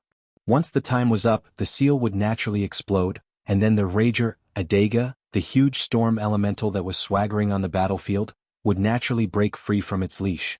Rager, Adega was level 71 in the game. In terms of Vaughn's general understanding of strength, he was at the late stage of the Law Realm. It could be said that he had reached the extreme realm at his peak, but his strength had declined after being sealed. Since this guy was called the Rager, his temper was naturally not good. Due to the contract, Tiamat Code, between Lady Martha and the 4 Elven Kings, Elemental creatures were naturally sensitive to changes in the law. Lord Adega also hated it when people showed off their law spells in front of him. This was why the Shire had never made a move until now. As a veteran player, Brando would never make such a low-level mistake. But the Northern Coalition army was not so lucky. Garlock the Wanderer had a bad feeling as soon as he made his move. This great mage was already level 65 at the beginning of the game, and he was also a powerhouse of the elemental truth. Powerhouses of his level were usually very sensitive to danger and hostility. He immediately sensed Adega's hostility towards him. Adega was like a huge cloud hovering in the sky above the battlefield. Just its diameter alone was more than a few hundred meters. Gray clouds were constantly churning in its body, occasionally releasing one or two bolts of lightning.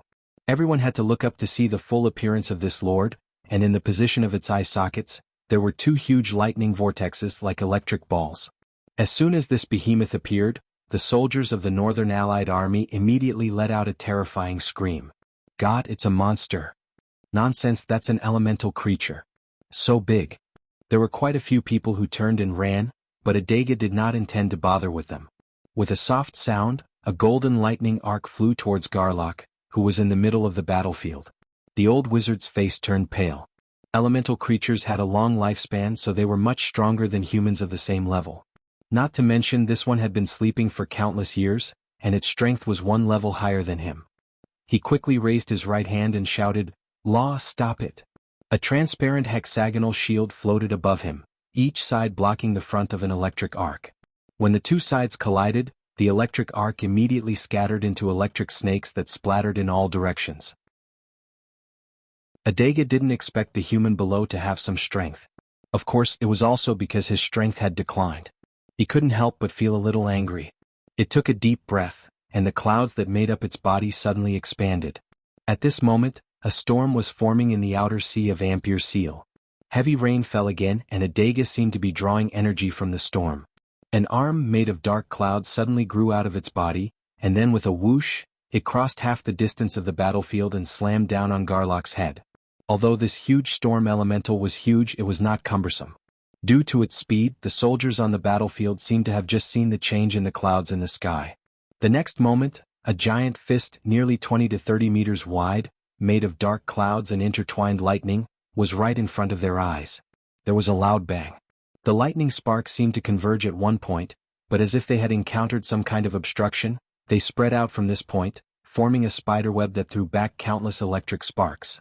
The scene was like a rushing current hitting a rock in the middle of a river and splitting it to both sides, except that the current was made up of golden red lines. The electric arc was thrown back, and behind Garlock was a dense phalanx of longbowmen. These ordinary human soldiers immediately suffered. The electric current washed over their position like a flood, and dozens of longbowmen were burned to charcoal before they could even scream. The luckiest one lost at least an arm. After the electric arc, the old wizard below was revealed. Garlock's face was pale, and his right hand was trembling slightly. He had to thank the Amber Sword for not requiring guidance for most of the protective spells. Otherwise, the power of this slap alone would have shaken him to the point of foaming at the mouth and paralyzing him. Elemental creatures were natural elementalists, but this did not mean that they were weak. In fact, unlike the weak races like the Iron Folk, most of the high-grade creatures were capable of both magic and martial arts. A powerful elemental lord like the Storm Elemental, after reaching the peak of the realm, would not be inferior to an elemental-activated warrior in physical strength. Adega's attack missed again, and the bad-tempered elemental master suddenly flew into a rage. Countless lightning bolts shot out from his body and landed on the battlefield, taking out his anger on the ordinary soldiers. Could be said that he was the most shameless boss in the history of Erewhon. A large number of casualties suddenly appeared on the battlefield. Count Vitokin almost blacked out when he saw this scene. At this time, Duke Cypher, who had been supervising the battle from the back, finally could not sit still. Although everything that had happened in the past 2 days since the appearance of the Ash Sword Saint was beyond his expectations, he finally felt that things were getting out of control. It seemed that Her Royal Highness was not so easy to catch. Although he cursed in his heart that Her Royal Highness had been killed by Adega's lightning, Duke Cypher still had to order his personal knight to take action. Before Adega had time to retract his palm, a dazzling golden flame suddenly burned out of thin air in the torrential rain. A long sword burning with raging flames slashed down with this flame, cutting right into Adega's hand. After all, elemental creatures were not incorporeal creatures like ghosts, not to mention that in the Amber Sword, even incorporeal creatures would suffer half of the damage. The Storm Elemental had 25% physical damage immunity, but this sword still directly cut off its palm. To outsiders, the Storm Elemental was just a whirlwind, and even if its hand was cut off, it could still be reattached. But in fact, elemental creatures were also creatures, and any part of its body was the most direct reaction of energy. It could absorb the power of the storm, but it did not mean that it was the storm itself. Therefore, Flaming Nicholas' sword really cut into its body, causing Adega to let out a scream that shook the forest. Adega was really furious this time. Don't forget that he was not only a supreme master at the peak of the law, but also a boss. Brando knew that even in the real world of Wond, most of the time, it still followed the settings of the Amber Sword. Unfortunately, Flaming Nicholas and Garlock did not understand this. Suddenly, a circle of golden arcs appeared around their bodies. Lightning Cage. This was the second stage. When Adega the Rager appeared, the battlefield was divided into two. Because he knew the breaking point of the seal in advance, Brando lost almost no soldiers in the explosion. Except for a few guys who were blown away and injured by the explosion, there was the idiot Carglass among them. The Northern Coalition army suffered heavy losses. The Finn column and Constantine column, who were lured into the two mountains by Brando in advance, were completely annihilated along with their commanders. The heavy cavalry and heavy infantry of the Field column were almost completely annihilated. Sir Field was lucky not to die, but he was captured by the sergeants of the Wangli Knight Academy who arrived later. 3 columns, nearly 12,000 people, were completely out of the battle. The Northern Coalition army and Brando fought for half the morning, but their losses were not even half of this. This loss was considered a heavy one for the kingdom, even in all the previous battles. Not to mention the light infantry of Beale who were originally on the battlefield were either killed or captured. As Adega's attention was completely attracted by the unlucky Great Wizard beside Duke Cypher, Brando took the opportunity to order his men to clean up the battlefield. Thus, the light infantry of Beale became the abandoned pawns on the battlefield. After losing hope, they could only disarm and surrender. As a result, the Northern Coalition army lost 4 columns on the battlefield, which was at least a third of the enemy's forces. Moreover, the monster Adega was still here and the Northern Coalition army still had a lot to do. Brendel raised his head and looked into the distance. There were already 2 huge electric cages on the battlefield. He couldn't help but laugh. This time, Nicholas the Blazing and Garlock the Seeker were going to suffer a big loss. Sure enough, Nicholas the Blazing and Garlock the Seeker were shocked by the circle of electric current that appeared around them. They were both elementalists, and as long as they stepped into the elemental realm, each of them would have their own unique line of law. One truth was that it was difficult for the laws of the outside world to enter their bodies without touching their line of law. This was just like how Brando had difficulty controlling the line of law and using the true hit skill to control the Temple Knight. Nicholas the Blazing and Garlock the Seeker did not even think about this possibility, so as soon as the circle of electric current appeared around them, they were caught off guard and slammed into it. Brando could almost imagine their screams. Although both of them were respectable people and had strong characters to be able to reach this point, they did not make a sound. However, this did not mean that they were not injured. In fact, 2 bright electric lights burst out over the battlefield at that time. When the electric lights receded, Garlock the Seeker was still fine. After all, he was a wizard and had many life-saving magic items on him to help him withstand the blow. Nicholas the Blazing was a little embarrassed. His beautiful flame-colored long hair was all burned away, revealing a big shiny bald head. His body was still emitting white smoke. It seemed that this guy would not be called Nicholas the Blazing in the future. In fact, Brando had even thought of a nickname for him, Nicholas the Embers the Bald. Of course, Brando or Sophie had a dark heart, but that was not to be mentioned for the time being. In fact, he had already expected what would happen to Nicholas the Blazing and Garlock the Seeker. The lightning cage was a sign that Adega the Rager's battle had entered the second stage, and this world was no exception. This was actually a boss skill. There was nothing strange about it, but one of its biggest features was that it could ignore the influence of the lines of law. Probably only elemental creatures who were naturally sensitive to the laws could create such an incredible skill. The actual effect of this skill was that unless you remained still and did not leave the range of the lightning cage. Otherwise, once you touched the arc, you would immediately lose half of your life. Although the damage of this skill could be absorbed by some magic equipment such as shield rings and life-saving amulets, It ignored all defense and magic damage reduction. In other words, even if Brando had more than 100 will, he would still suffer the same amount of damage. In the beginning, the players had a hard time dealing with this skill because the lightning cage would last for 10 seconds and was cast on all targets with Adega's aggro on the field. This meant that you could not dodge in these 10 seconds and could only stand and defend against all of Adega the Rager's attacks. This was a nightmare for the players at that time. But what made Brando a little funny was that this skill was not so threatening to Nicholas the Blazing and Garlock the Seeker. When the players first explored this boss, their levels were not as ridiculous as these two. One was level 70 and the other was level 71. At that time, the highest level of the players seemed to be level 55.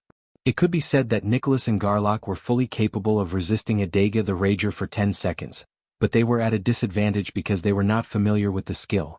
Most of these elemental creatures came from ancient times, and their skill system was completely different from today's. Before Brando could finish thinking, he heard a thunderous roar on the battlefield. "Ha, stupid mortals." Adega's laughter was extremely arrogant. It seemed that it was very proud of its success. "Under my lightning cage, you'd better obediently wait for the lightning's judgment. If you act rashly, you'll only lose more than you gain." The loud voice echoed on the battlefield. F***CK Brendel almost spat out a mouthful of blood.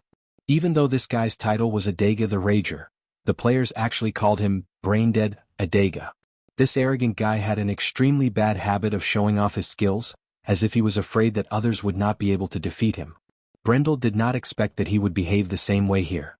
Nicholas the Blazing and Garlock the Seeker were both masters of Erewhon who had been famous for a long time. They were very sharp. They looked at each other and saw the same meaning in each other's eyes. Sure enough, as soon as the lightning cage appeared, the two of them would be immobilized, and then Garlock would cast a defensive spell. For a while, Adega could not do anything to them. At this moment, the battle was in a stalemate, but it was obviously in Brando's favor. In the eyes of the princess, this was the best time to retreat. If Adega could delay the Northern Coalition army here for a day, they might be able to escape Ampere Seal completely. However, they did not expect that Brando did not seem to have any intention of retreating. Instead, he stood in the pouring rain and watched the battle calmly. What the hell was this? The princess was too embarrassed to give orders to Brando, so she called Freya over to ask what was going on. Unexpectedly, the future Valkyrie of the kingdom also replied with a natural expression.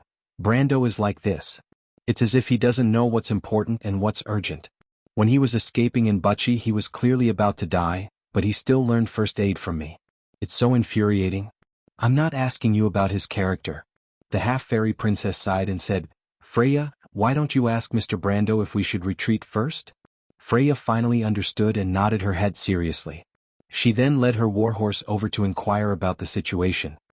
"Retreat?" Brando was slightly stunned. At this time, the Mar Highland Sanctum Ruins dungeon was already in battle mode.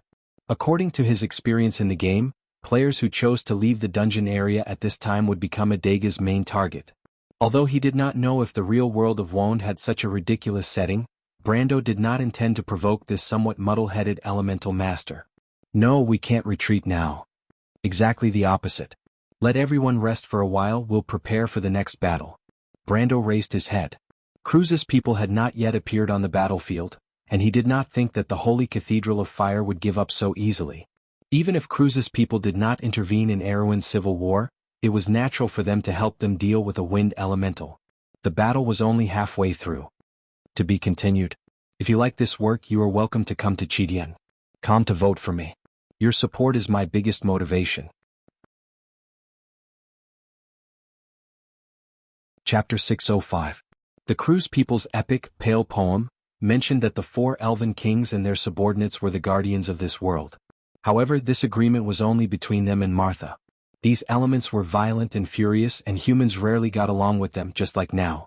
After the lightning cage failed to work, Adega the Rager directly jumped into the 3rd stage. Brendel was shocked when he saw this. He immediately lost the mood to watch the show and shouted, "Your Highness, please order everyone to retreat to the foot of Anchor Mountain immediately." Everyone was still confused, but suddenly there was a muffled sound from the ground, like the roar of a building collapsing. They looked up and saw that in the crack where Adega was, countless angry whirlwind elements rushed out from the ruins of the Holy Temple. At the same time, the purple-black thunder clouds in the sky began to surge and began to rain down lightning storms. That scene was like the final judgment, described in the Book of Dark Prophecy. The world was filled with scenes of doomsday. Lightning and fire descended from the clouds, and the knights of dusk rode in the rain of fire, burning everything to ashes. Everyone's face was pale, and Count Audine's private soldiers were even more frightened. Princess Griffine's face was also pale, but she calmed down and immediately ordered, "Count Audine, the officers of the Royal Knight Academy, please retreat to the direction of Anchor Mountain immediately. Mr. Brando, please lead our Naga allies and retreat together." Brando looked back at the scene of heaven and earth collapsing. Among everyone present, he was probably the only one who did not feel afraid. Instead, he felt that the scene was so familiar. The desire of a player to explore and adventure burned in his blood. He turned his head again and added, "Remember, do not leave the range of this valley." Princess Griffin looked at him and nodded seriously. In fact, there was no need for orders.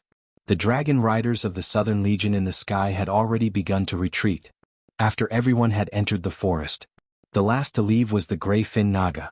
When the sea monster Bridget passed by Brando, she looked at him with her beautiful bright yellow eyes and said in a hoarse voice, "You are not a good commander but an excellent prophet." Brando's heart skipped a beat as he looked at her in confusion. "You don't have to be surprised. The water told me everything." The sea monster, Bridget, bowed to him and slid into the forest with her ceremonial blade. Her long tail was like a snake. "What did she say to you?" Sani asked, unable to hide his curiosity. Bridget was one of the gray fin Nagas, and he had never seen her color a male creature, be it Naga or human. "She said I'm a scammer. Do I look like one to you?" Brando turned around and smiled. Sani thought for a moment and replied seriously, "I think so." It was indeed very similar, so much so that Princess Griffin waited for everyone to go up the mountain, one step behind Brando to come up last. She looked at the man carefully with her silver eyes and asked, "Mr. Brando, did you already know that this monster was sealed in the ruins of the temple under the Mar Highlands?" She asked the question that was on everyone's mind. If that was not the case, it would not explain why he insisted on fighting the Northern Coalition army here.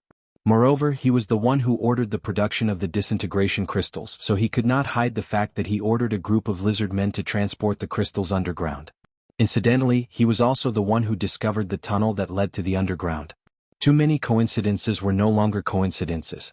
Brando knew that he could not hide it, so he nodded. "Yes." A black wolf the size of a horse passed by him and rubbed its head against his shoulder intimately. Brando touched its furry forehead. The wolf pack passed by the two of them. The princess had only heard of such a strange scene in legends, and she could not help but hold her breath when she experienced it for herself. The Erech Highlands was once the holy land of the Silver Elves. There are many secrets buried here. This temple is one of them and the other is near Fail. That ruin is much bigger than this one. The ancient war buried a lot of history underground, but it is still recorded in the ancient books of the wizards. Brando answered. The princess was silent for a while. She already knew that Brando knew many secrets that ordinary people did not know. But no one knew how he grasped all this knowledge as if he was born to know everything. She thought for a while and asked, "Mr. Brando?" "No, the descendant of the Sword Saint.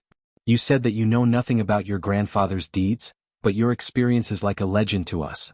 You overcame difficulties and difficulties that ordinary people could not imagine to reach where you are today. We all know that your future is limitless. If you want status, power, and even women are all at your fingertips. But why did you choose to help me?" There was one thing that she did not ask. Looking back, it was not hard to see that Brando's every move since he left Fortress Reden was for this day. He did not hide his good impression of her, the Princess of Erewhon, and unconditionally helped the royal family of Covardo during their most difficult time. If Brando came here because of the will of Sword Saint Darius, she would not be surprised. But that was not the case. Brando's legend was his own epic. He did not even know that his grandfather was the famous sword saint in Erewhon's history. Princess Griffin did not believe that there was love without reason in this world, just like there was no hatred without reason. She still asked this question. Brando scratched his head. It was not that he did not think of this question, but it was hard for him to answer. He could not say that the love and hatred from his previous life had been passed down to this soul, could he? Maybe it's because some people are born to be helped. Besides, the princess is so beautiful, is she not worth helping? Does Mr. Brando intend to use this answer to brush everyone off? I think even your subordinates need a reason, right? Griffin asked calmly. This really hit Brando's Achilles heel.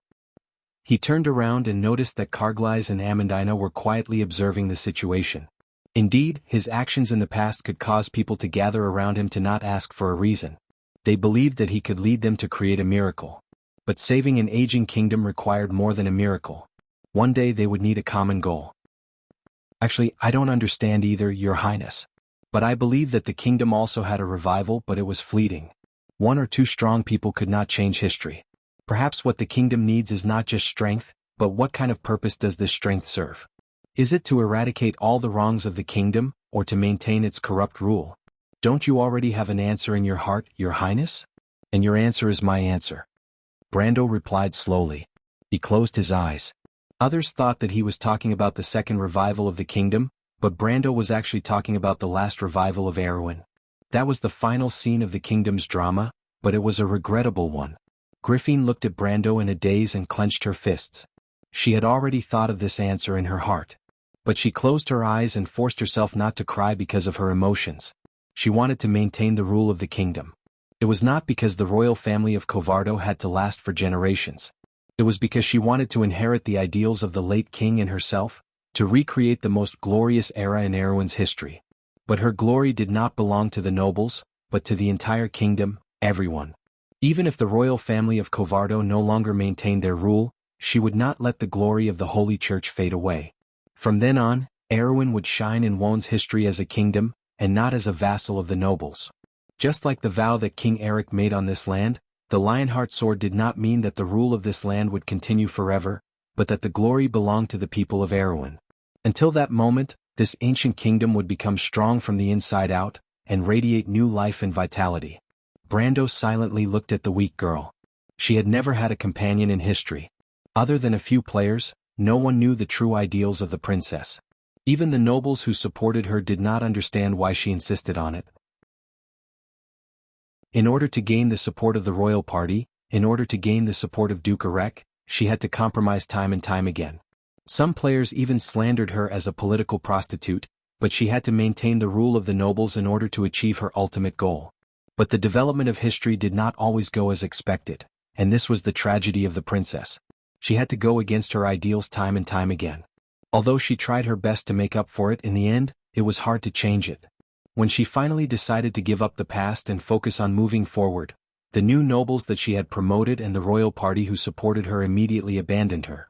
Perhaps she should have jumped out of this outdated mindset from the beginning and won the support of the people who should support her. But she was still a princess who grew up in the royal family, and she deeply feared the power of the nobles. But finally there was someone who stood behind her. Perhaps this is a change, Brendel thought to himself. It made her understand that she could not only rely on the nobles of the kingdom. There were many people who wanted to change this ancient kingdom, such as Freya, Amandina, and even the descendants of nobles like Kargleis. It was just that they could not say it out loud and they could not see through the fog of history. But he could see everything in the future at a glance. He did not even need to guess. History and the future were within his reach. Brando understood what was right and what was wrong. The nobles in the north were obsessed with the power of the past, and all their efforts were just to continue the current situation. But there were still people who were determined to get rid of the old abuses, and understood that this ancient kingdom must be reborn from the ruins. He looked back and saw Kargleis lying on a simple stretcher not far away, winking at him. Amandina nodded at him with a smile, as if she was relieved. Princess Griffin also took a deep breath. She could not help but look over Brando's shoulder, and her silver eyes reflected the scene of a Daga rampaging through the Northern Coalition army in the valley. She sighed softly. "Thank you, Mr. Brando. Although the people of Erewhon will inevitably kill each other, after losing half of the Black Blade squad, the nobles in the north will reconsider their position. If the Holy Cathedral of Fire does not want Erewhon to fall into a long civil war, they may turn to us and compromise. The kingdom must go through the pain of rebirth, but it is better than slowly bleeding. Amberlight has done it all in one battle. Mr. Brando has single-handedly changed the future of Erewhon, and saved more people of Erewhon from the flames of war. I thank you on behalf of this ancient kingdom." She said this from the bottom of her heart. Amberlight's crisis seemed dangerous, but it also contained opportunities. The royal faction, the nobles in the north, and herself were all looking for the key to breaking the situation, but the nobles in the north were the first to act. The Holy Cathedral of Fire's participation was unexpected, and the situation was irreversible. But at this time, Brando single-handedly changed the whole situation. She had seen many people, but the young man in front of her was like an anomaly. He had power and strength, but she could not see the sophistication and cunning that the nobles in the kingdom usually had. Even she herself was unavoidably branded with it. That was why she could treat herself and others as political chips without batting an eyelid. But Brando did not have it. She could understand this in just a short time. She could not understand that kind of free, unrestrained, and determined temperament. Such temperament was ridiculous and childish in the eyes of the nobles, but perhaps it was this kind of person who could change history. Her Royal Highness looked a lot more relaxed. But Brando shook his head and had to hurt her mood. "Your Royal Highness, I'm afraid it's not that simple. You think too simply of the Holy Cathedral of Fire." He was not being an alarmist, but he had seen the greed and arrogance of those guys with his own eyes. Erwin's people had lost their honor, but how could the descendants of the Flame King not be the same? It was just that the Cruz Empire was rich, and Erwin was in a precarious position. Princess Griffin frowned slightly. "Mr. Brando, you mean the Holy Cathedral of Fire will tear up the Sacred Covenant and intervene in Erwin's civil war? This is impossible?" Indeed, this was something that had not happened in 1,000 years. But today was different. Brando knew that the arrival of the great demonic wave was just around the corner. Many prophecies only mentioned this huge change in words and phrases. The Holy Cathedral of Fire had a long history, and it was impossible for them to be unprepared. In fact, the upcoming Holy War was just one of a series of chain reactions brought about by this change. The reason why the Holy Cathedral of Fire attached so much importance to this Holy War was because of this. They would never compromise with a vassal state at this time, not to mention that the fragment of the flaming blade was still with him. Although the flaming blade was not something that he had to get, of course, it was tempting to get the divine artifact, but there was more than one divine artifact in the world, and it was not worth it to lose his life for it. But now he had no choice. Orthless had already told him that the divine artifact was bound to him. Simply put, unless he was killed, the flaming blade would belong to him. It sounded wonderful, but it was actually very dangerous. Brando glanced at the princess and nodded. Her Royal Highness did not know that history was at the most critical moment of change, so it was understandable for her to make a mistake in judgment. Moreover, Erwin had been under the rule of the Holy Cathedral for centuries, and no one dared to underestimate the Holy Cathedral. Princess Griffin was silent for a moment. She did not know how to resist if the Holy Cathedral intervened. Although there was still the Holy Cathedral of Wind, the Wind Elves of Saint Tassel would never intervene as long as Cruz did not try to annex Erwin. She could not help but bite her lips, and unknowingly her lower lip was bleeding. But Brando looked up. The sky was covered with dark clouds, and in the valley below, a Daga was fighting with the Northern Coalition army. But it was at this time that Brando felt a strange aura in the sky. It was as if a stone had been thrown into a calm lake, causing ripples to appear on the battlefield. "Brando, that's the reaction of the portal." Orthless's voice suddenly sounded in his mind. "I know." Brando nodded. He was too familiar with it. In the future battlefield of Wond, mass teleportation was one of the most commonly used tactics. When a large-scale portal was opened, it was often the most shocking scene on the battlefield. But this time, the teleportation in the sky made Brando's heart palpitate. That was the Door of Flame. Above the sea of Ampere Seal, there was a world of water between heaven and earth. A quiet fleet quietly docked in the sky above St. White Bay. The Erwin Royal Fleet's flagship, Victory, the Royal Navy's officers were lined up in the heavy rain, as if waiting for a review. In the distant sky, a clear cry pierced through the rain, and an Erwin wyvern flapped its wings and appeared in the rain. It approached the fleet in an instant, and then landed on the deck of Victory. The wyvern flapped its wings twice and a person jumped down from its back. "Captain?" The officers immediately shouted in unison. "Very good." The commander of the Erwin Royal Fleet's First Fleet, Count Yanalasu, looked at his subordinates and replied seriously, "Bring me my coat." "Captain." "Ampere Seal has entered a state of war. Her Royal Highness ordered the First Fleet to prepare to depart." There was a burst of excited cheers on the deck. Count Yanalasu looked up and the ship was already busy. The magic power core began to rotate, and a few mages in silver robes came to the magic helm at the highest point of Victory. "Position, my lord." The helmsman of Victory, the silver-robed mage Silver Flame Darwind, asked calmly after confirming that all the procedures were in place. Count Yanalasu looked back at the vast curtain of rain. "Anchor coordinates, 128-22, all fleet in position, status level 1. Activating the secret anchor point at St. White Bay, codename, Battle of St. White. Listen to my orders, prepare to jump. P.S. It was a bit difficult at first, but I forced myself to write it and it became smooth, so it's a bit late today. I'll apologize first, hee and ask for votes. By the way, I drew a Roman image when I was bored. Let's see how to send it to the starting point later. Everyone can refer to it.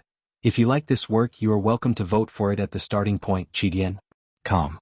Your support is my greatest motivation. Chapter 606. A streak of lightning flashed across the dark purple sky, and the clouds were boiling like porridge. Suddenly, a red dot appeared in the middle of the sky. Like a falling stone hitting water, a red circle appeared in the sky and spread out for half a mile. There was a soft buzzing sound.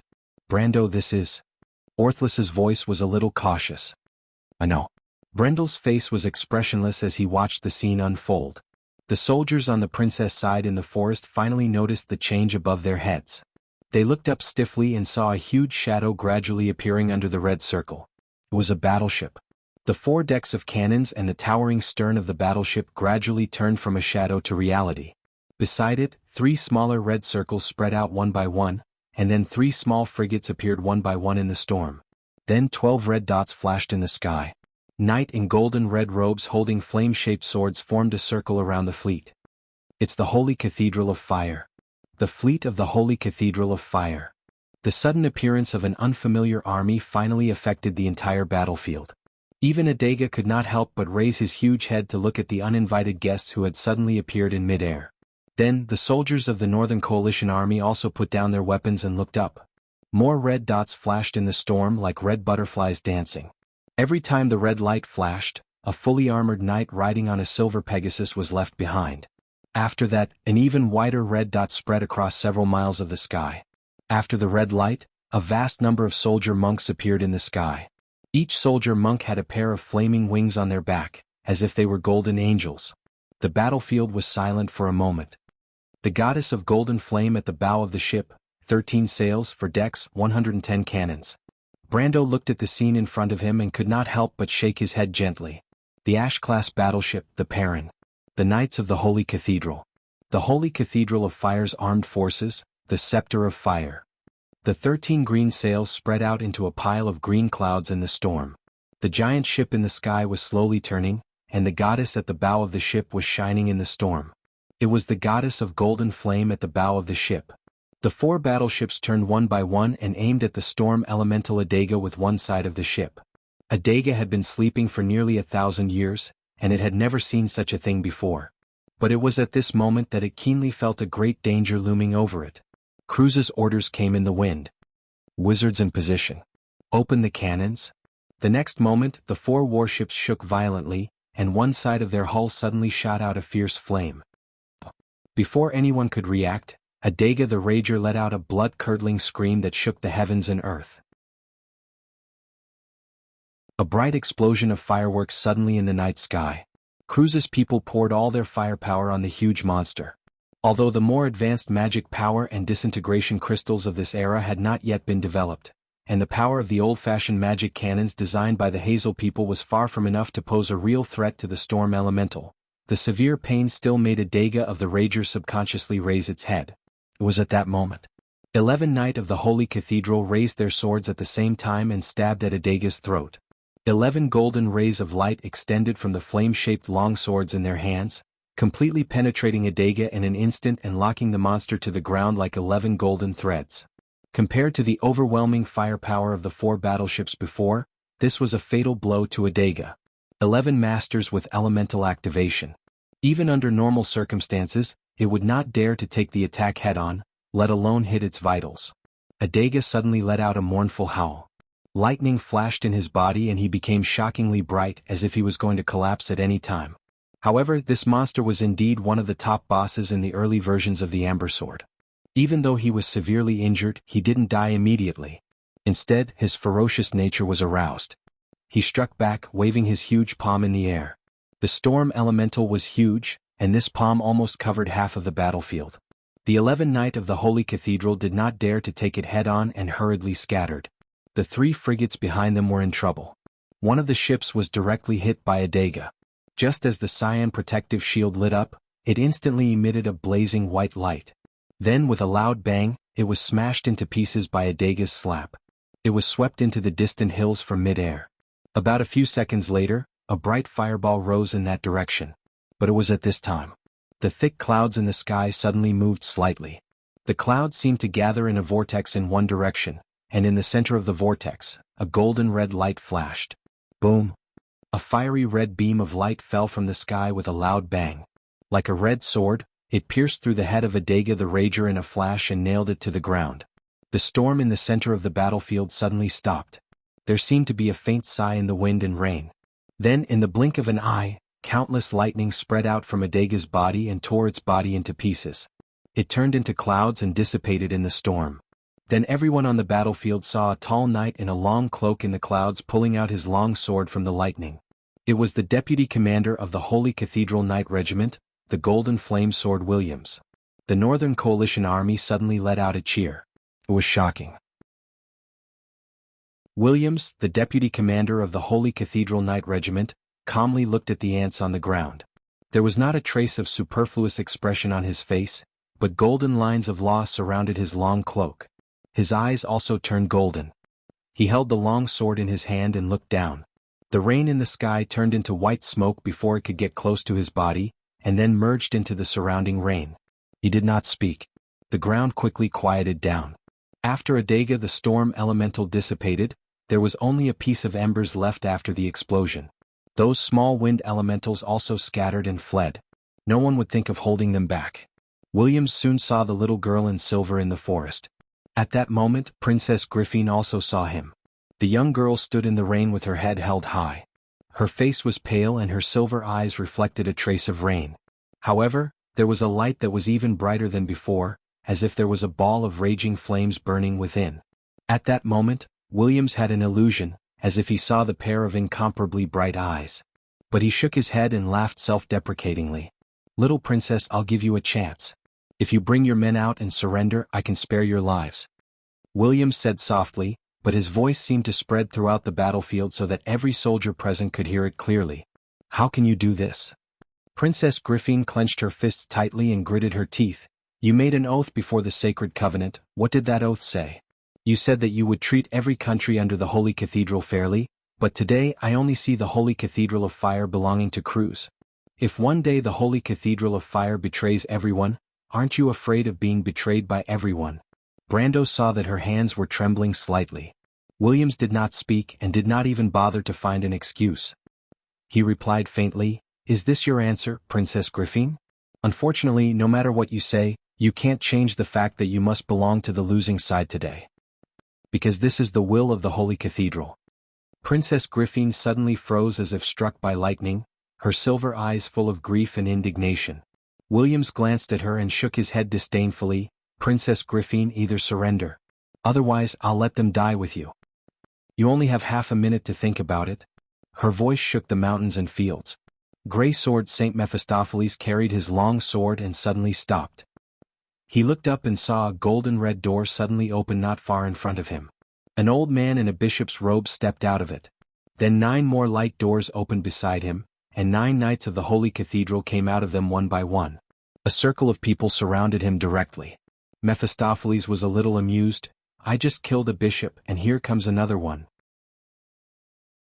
The high-ranking priests of the Holy Cathedral of Fire are more numerous than dogs. This obvious sarcasm did not annoy Wood.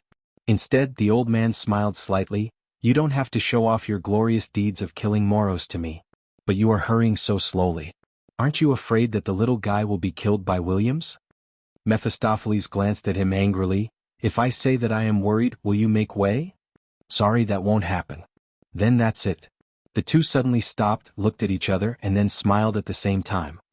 "When we were in Cruz, thank you for letting me live, but I am not what I used to be." "It is not impossible to kill you, Wood," the Ash Sword Saint suddenly said.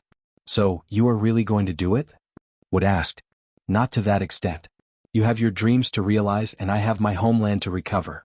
As long as you don't stand in front of me, I won't do anything to you. What's more, you know this. Otherwise, why would you bring so many people to kill me?" Mephistopheles glanced at the knight of the holy cathedral and said as if he did not care, "Besides, it is a bit difficult to deal with you alone. It will be a bit troublesome if there are so many dogs." The knight of the holy cathedral heard this and glared at him, but no one dared to do anything. It was not known whether it was because of the order or because they were afraid of his strength. "So, it is better to stop and look at the scenery. Then you go your way and I go mine. It is not a day or two that you can't catch me. I don't think the holy cathedral will bother you because of this." Mephistopheles sneered, "They have already lost one bishop and they don't want to lose a second one." Wood shook his head and looked in the direction of the sea cliff. In the distance, the sea was surging with dark clouds. In the storm, the waves formed a white line and smashed into countless waves on the reef. "Although I don't know what your relationship with him is, it seems that you are really not worried about that little guy." "No, I didn't believe it at first, but now that you are here I believe it." Mephistopheles shook his head and replied with a smile, "I am here and his purpose has been achieved. Do you understand?" Wood was slightly startled. He already knew that I was behind this? Could it be that Tumen is also an Ampere seal and he told him? "No, no," the Ash Sword Saint laughed happily. "He just guessed from the beginning that the Holy Cathedral of Fire was involved in this. It was not because of you but because of Moros." Wood frowned and looked at this guy suspiciously.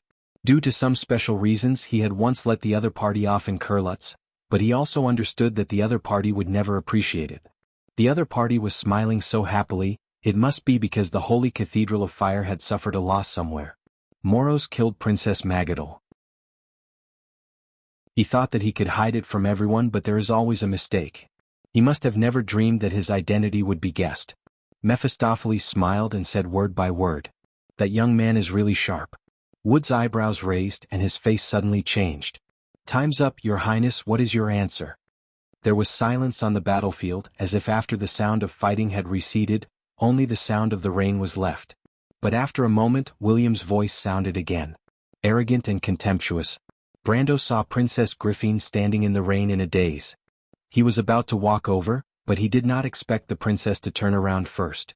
In the pouring rain, the half-elf girl's silver eyes were filled with determination. "Mr. Brando, I have decided to surrender to the nobles of the north." Brando could not believe his ears. He stared at the princess with his mouth agape. But Princess Griffin said softly, "After I die, there is still one person in Erewhon who can pick up this dream. I believe that person, I believe that he did not lie to me." She raised her head and looked at everyone in the forest.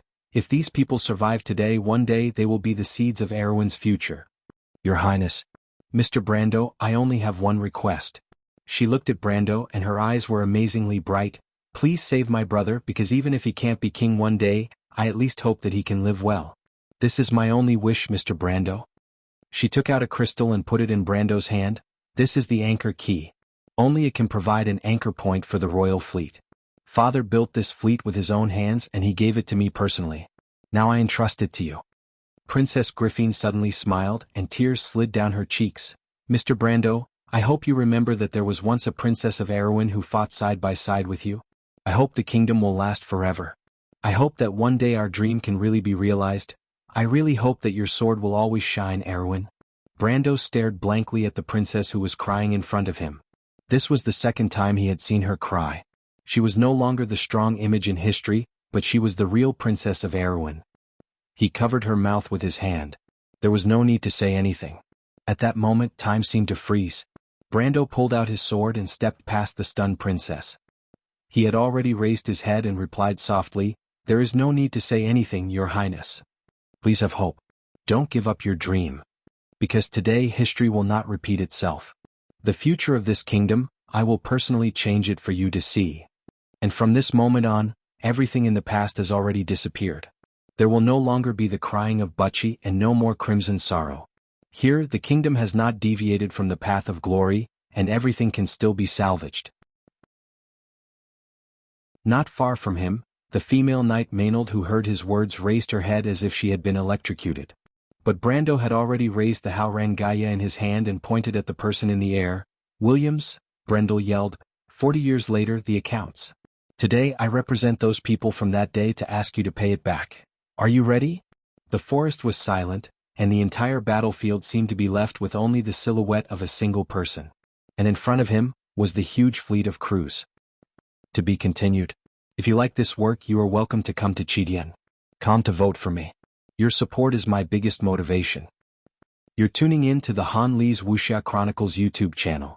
We're so grateful for your support, and don't forget to subscribe to join us on this incredible journey through captivating stories. Your generosity through donations truly makes a world of difference, as it's the primary source of revenue that allows me to expand and enhance this channel for you. Thank you from the bottom of my heart for being a part of this adventure.